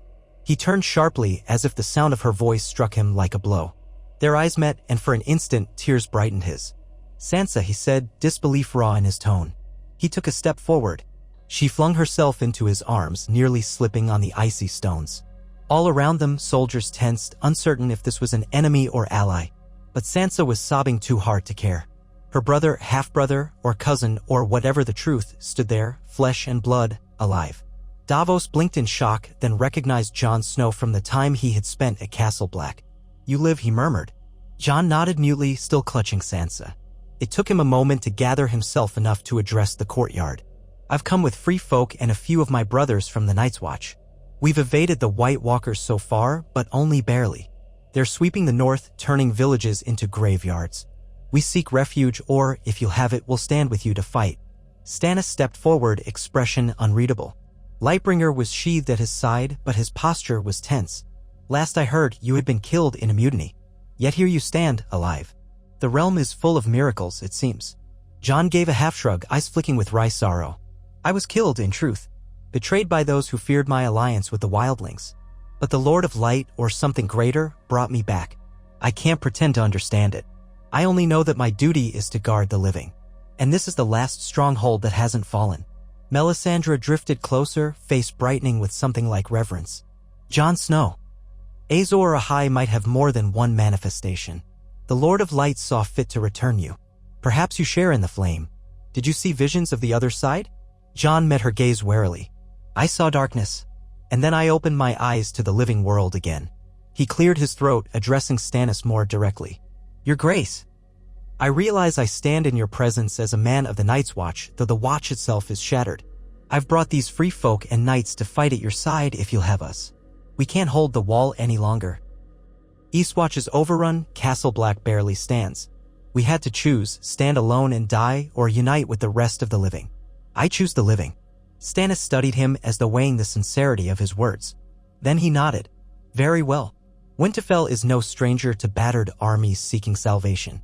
But if you bend the knee to me, you and your followers can keep this foothold in the north. We're pressed to the brink, but every sword and every wildling spear helps. Jon hesitated, conflict flashing across his face. He was once offered the lordship of Winterfell in exchange for bending the knee, and he had refused. But now the world was changed beyond recognition. The threat of the White Walkers transcended petty politics. My vow was to the Night's Watch, but that vow has little meaning if we fail to defend the realm of men. I bend the knee to no one by tradition, yet I will stand with you, side by side, as an ally. Stannis' lips tightened. Ally or vassal, we have no time to quibble. So be it. I accept your help. You will be given a place among my war councils. A hint of relief crossed Jon's face, though he still looked wary. He turned to Sansa again, his features softening with unspoken questions. She beckoned him aside, tears glistening. I thought you lost. So much has happened. We have so many things to talk about. He nodded, voice thick. I know. I learned of Robb's death, mothers, fathers. But seeing you here, maybe we can still save something of our family's legacy. Sansa dabbed her eyes, aware that men were watching them, some smiling at the reunion, others uneasy. We will talk soon, in private. I have to tell you everything. They parted with an embrace. Jon turned to guide his ragged group deeper into the castle while Sansa addressed Stannis, who observed from a small distance. Thank you, she whispered, for not fighting him on pride. Jon Snow is a good man. He'll help us. Stannis gave a curt grunt. We need every ally we can get, good man or not.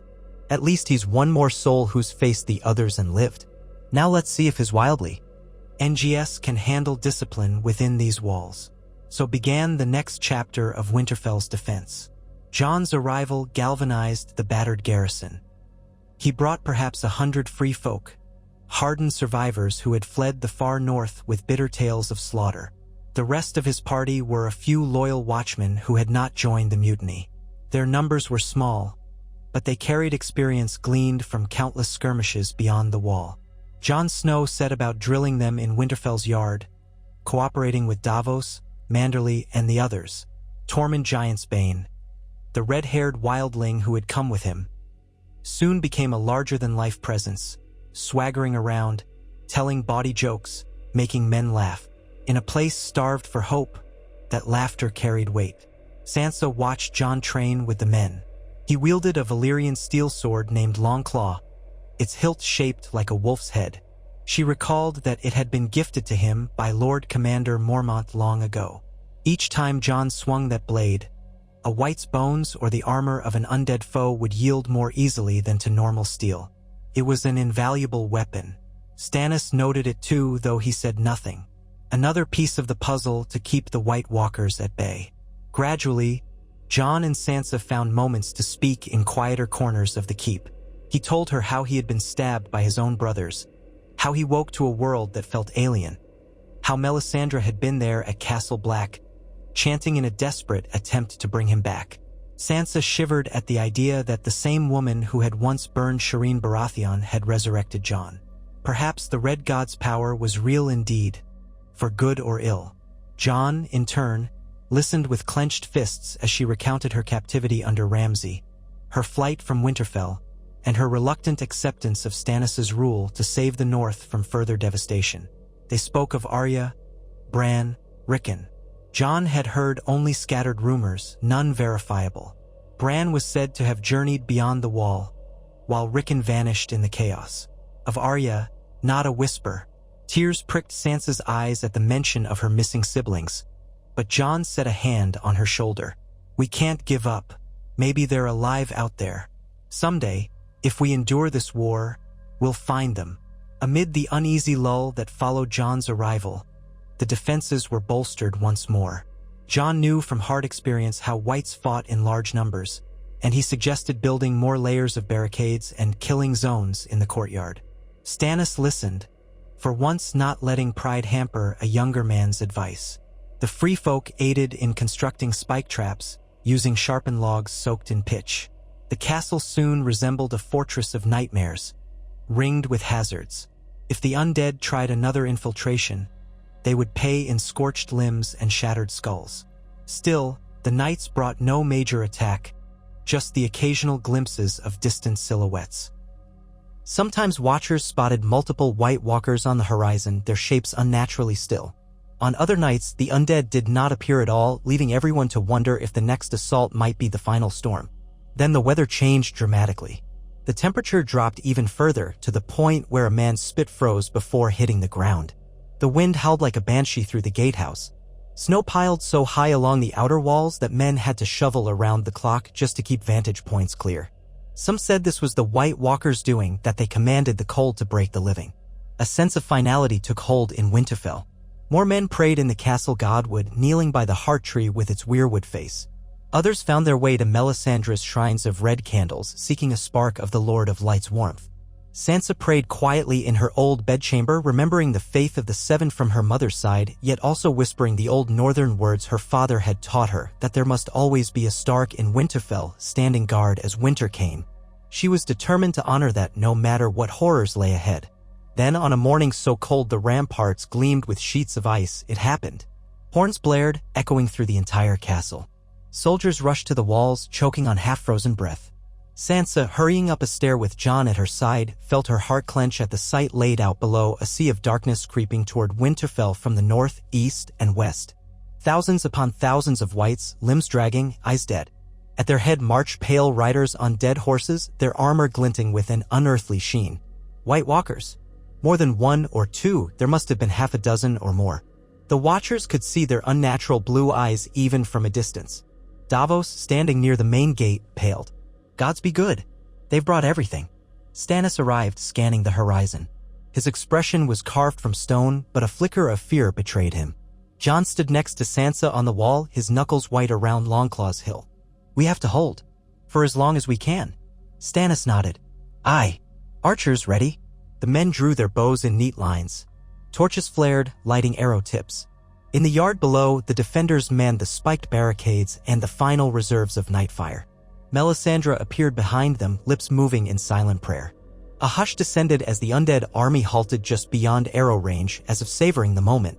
One White Walker edged forward, mounted on a skeletal horse. Its spear of ice gleamed. A second White Walker carried what looked like a sword made of black ice, thin as a sliver of glass. They surveyed Winterfell's walls. Sansa clenched her jaw, reminding herself to breathe.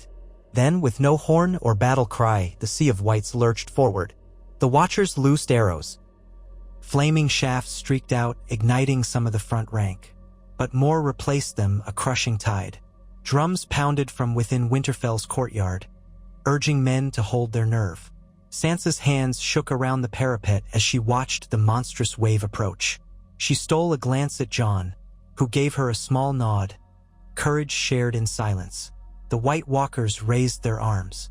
A sudden wind gust howled, swirling snow so thick that men on the walls could barely see. Yet the whites seemed unhindered, clambering toward the moats and trenches. The watchers poured flaming oil, set traps alight, and a swath of the undead erupted in brilliant green-red flames, reminiscent of the earlier tactic. Hundreds burned, stumbling into the spiked pits. But still they came. A second wave scrambled over the charred remains of the first. In minutes, the outer defenses were awash in writhing bodies, living men hacking at rotted flesh. Manderly's voice boomed from the ramparts, coordinating arrow volleys. Davos led a group that rolled barrels of Nightfire-laced pitch from above, each smashing into the crowd and detonating in bursts of color. Yet the wave kept surging. The watchers on the walls heard an unholy chattering noise as the whites pressed forward, clashing against the barricades. Sansa stared down, sick with horror. The men's lines were holding, for the moment, but pockets of whites began to crawl over the barricades, ignoring the loss of limbs. Some defenders fell, dragged into the mass, while others valiantly set whites ablaze.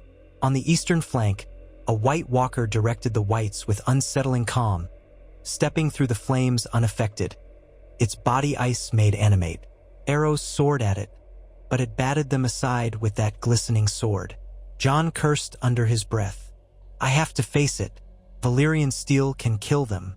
I can't watch from the walls while that thing tears through our men. Stannis overheard. You'll need a path cleared, or the whites will swarm you. I'll have men open the sally port. Harold Umber can provide cover. Jon nodded, eyes burning with grim resolve. He turned to Sansa. Stay safe. If we fail, get to the crypts or the keep. Don't let them turn you into one of them. She swallowed, reaching out to grasp his arm. Jon, come back. He managed a tight smile. I'll try. Then he hurried off, forging a path down the steps. Outside, the entire plain seemed to boil with the undead. The White Walkers circled, each commanding a small swarm. In the swirl of the storm, lightning flickered overhead, blue, silent, ominous. Sansa saw one of the White Walkers lift its spear, sending a javelin of ice hurtling into the battlements. It shattered, sending shards of frost that killed 2 archers instantly. She recoiled, heart pounding. Then the sally port opened, and a wedge of living men erupted, led by Jon Snow and Harold Umber. They crashed into the whites from the side, hacking furiously. Jon's longclaw glinted as it sliced an undead foe in half. The whites shrank from the Valyrian steel, but more pressed in. Umber's axe rose and fell, spattering blackened gore. Men poured flaming oil on the mass, and the White Walker turned, cold blue eyes narrowing on Jon's party. On the walls, Stannis shouted for archers to cover them, but the White Walker gestured, and a wall of icy wind howled across the battlefield, snuffing out many of the torches and scattering the arrows. Sansa's hair whipped around her face as she tried to see Jon. He was there, forging deeper into the swirl of whites, stride by stride, trying to reach the White Walker. Meanwhile, a second White Walker advanced on the western flank, where Manderly's men struggled to hold. It froze the ground under their feet, causing them to slip. Sansa heard an agonized wail as men fell into the whites' clutches. She forced herself to remain focused, scanning for any chance to call out orders. Davos seemed to be leading a group to intercept the second walker with dragonglass spears, though she doubted whether mere mortal strength could land a blow. The clang of steel on ice rang out in the chaos. Sansa's gaze snapped back to the eastern flank. She spotted Jon Snow locked in combat with the first White Walker. Its sword of black ice clashed against Longclaw, sending shards of frosty vapor spraying. The whites around them parted as if giving space to the duel. Jon struck again, but the walker moved with uncanny speed, parrying each blow effortlessly. Harold Umber tried to flank it, but a single backhand from the walker shattered his axe and sent him reeling. Jon barely fended off the next strike that could have cleaved him in half. Higher up, Stannis bellowed at the archers, urging them to fire. A volley soared, but the walker spun, deflecting the arrows in a swirl of ice magic. One arrow grazed it, the dragonglass tip scoring a jagged scar across its arm. The creature let out a high-pitched hiss that rattled the watchers. Jon seized that moment, lunging forward with Longclaw. The walker whirled, sword meeting steel in a brilliant flash of frost. The sound was like glass shattering. Sansa couldn't breathe, the entire battle falling away as she watched. Jon pressed forward, face contorted with exertion, until the walker forced him back with an inhuman strength that nearly knocked him off balance. But Jon recovered, pivoting. In a single fluid motion, he feinted left, then swung right, and Longclaw bit deep into the walker's midsection. A shriek tore the air, higher than any mortal voice. The walker staggered, ice fracturing around the wound. Then, with a final gasp that sounded like cracking glaciers, it disintegrated into shards of frosty wind. The watchers on the walls cheered, some letting out ragged cries of hope. Below, Jon stood panting, snow swirling around him, his sword dripping with frost. But the victory was short-lived. Another White Walker glimpsed the death of its kin and uttered a silent command. The whites near Jon surged forward, clawing and slashing. He was forced back, defending himself. Harold Umber, battered but alive, rose to join him, trying to carve a path free. Elsewhere, Davos and his group attempted a similar gambit with the second White Walker. This time, they had no Valyrian steel, only dragonglass spears. The walker slashed 2 men down with deadly ease, ignoring the minor wounds inflicted. Then it turned to Davos, who set his spear and prayed it would matter. The The creature swung its blade, and Davos blocked with the spear's shaft. But the blade shattered the obsidian tip, sending shards skittering. Davos stumbled, the walker looming over him with contempt. Sansa let out a cry, but before the killing blow fell, an arrow from the walls, tipped with nightfire, struck the walker in the shoulder. Flames briefly flickered across its icy form. That gave Davos a heartbeat to scramble aside. Another arrow flew, burying itself in the walker's leg. This time, the flames licked deeper, and the walker let out a furious hiss, turning to face the wall with glowing eyes. Davos seized a second spear, the last one near him, and drove it into the walker's side.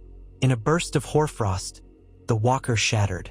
Davos toppled backwards into the snow, saved by a fraction of a second. The watchers roared again. Sansa's heart hammered. 2 white walkers down, but there were more.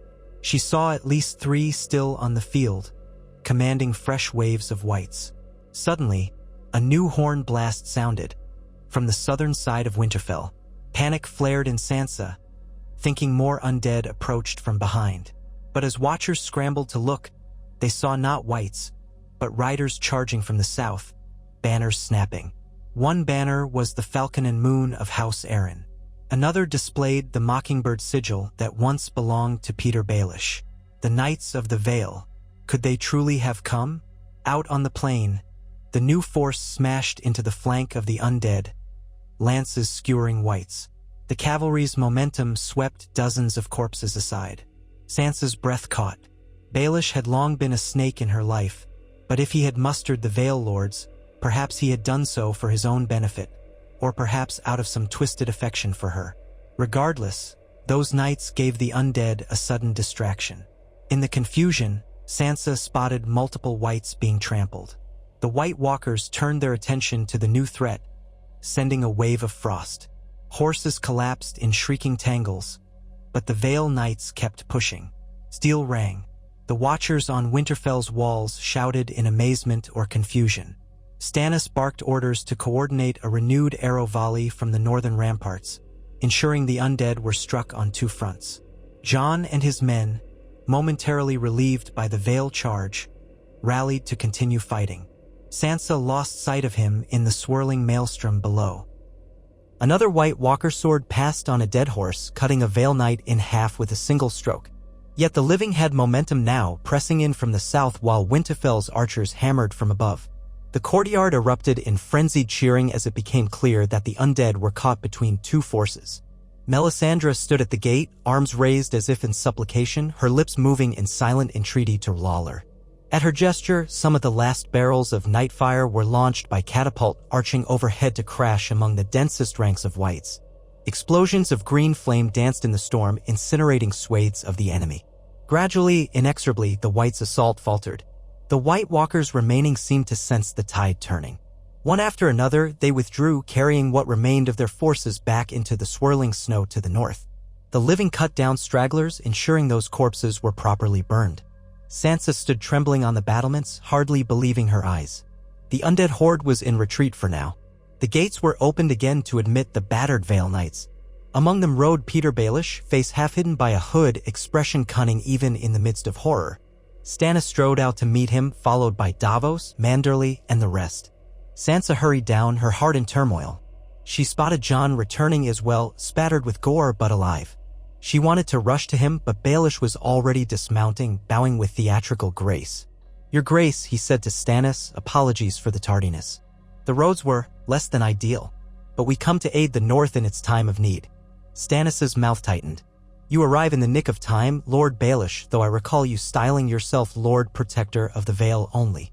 Either way, your swords have done good work today." Baelish's gaze flicked to Sansa, and a small smile curved his lips. "Lady Sansa, how relieved I am to see you safe. I trust you're pleased to see the Knights of the Vale fighting for you once more." She felt uneasy, remembering all the manipulations this man had woven around her life. But the fact remained, he and the Vale had saved them all from certain annihilation. The living had needed them. She curtsied stiffly. "Thank you for your timely arrival, my lord. We owe the Vale a great debt." He stepped forward, lowering his voice so only she might hear, though Stannis and Jon stood near. "My dear Sansa, I always keep my promises when it comes to your well-being." Her skin crawled at the tone, but she forced a polite nod. We have bigger concerns now.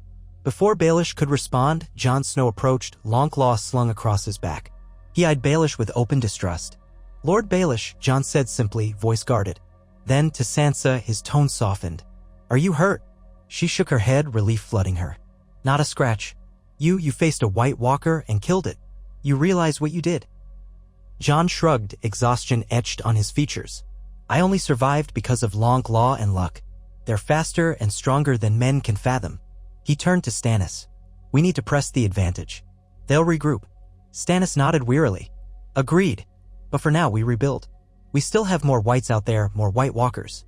The Vale's arrival has bought us a chance we didn't have before, an army strong enough, perhaps, to hold these walls. He cast a steely gaze at Baelish. We'll speak more of your intentions soon. For now, see that your men have a place to rest. We'll regroup in the hall by nightfall. Baelish bowed again. As you wish, your grace. He guided the Vale Knights away, many leading wounded horses, some carrying dead or dying men.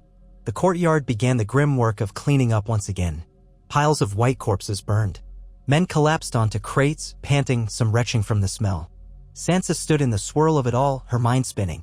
The White Walkers had retreated but not been defeated. Winterfell still stood, albeit battered and near its limits. Now they had the Vale's Knights and Peter Baelish's intrigues to consider. All around them lay the ashes of the dead, yet the living remained unbowed. As dusk fell, Sansa found a quiet corner of the yard, gazing up at the broken battlements, the sooty stains marking the battles. Snow drifted gently now, as if the storm had subsided after the day's violence. She saw Jon approach, wading through the half-frozen slush. He joined her in silence for a moment, the half-light accentuating the hollows under his eyes. She placed a hand on his arm. Thank you, Jon. You saved so many by facing that walker. I only wish, her voice caught. I only wish we could be sure they won't come back tomorrow with an even larger horde. Jon exhaled. They might. They probably will. But we'll face them if we must. If the living stand together, Starks, Baratheons, Umbers, Wildlings, the Vale, maybe that unity can hold back the night. At least until dawn comes. Sansa gazed across the courtyard where men wrapped themselves in cloaks, huddled around fires, battered swords propped up within reach. Some families cried over lost kin. Others bandaged wounds in stoic silence. Stannis paced near the steps, conferring with Davos and Manderly. Peter Baelish lingered by the stable, whispering with Vale Knights. Melisandre knelt near the largest pyre, arms raised to the red glow of the flames. It was a tableau of exhaustion and defiance. Winterfell battered but unbroken. The center of the north now a last redoubt for any who would oppose the white doom that stalked the land.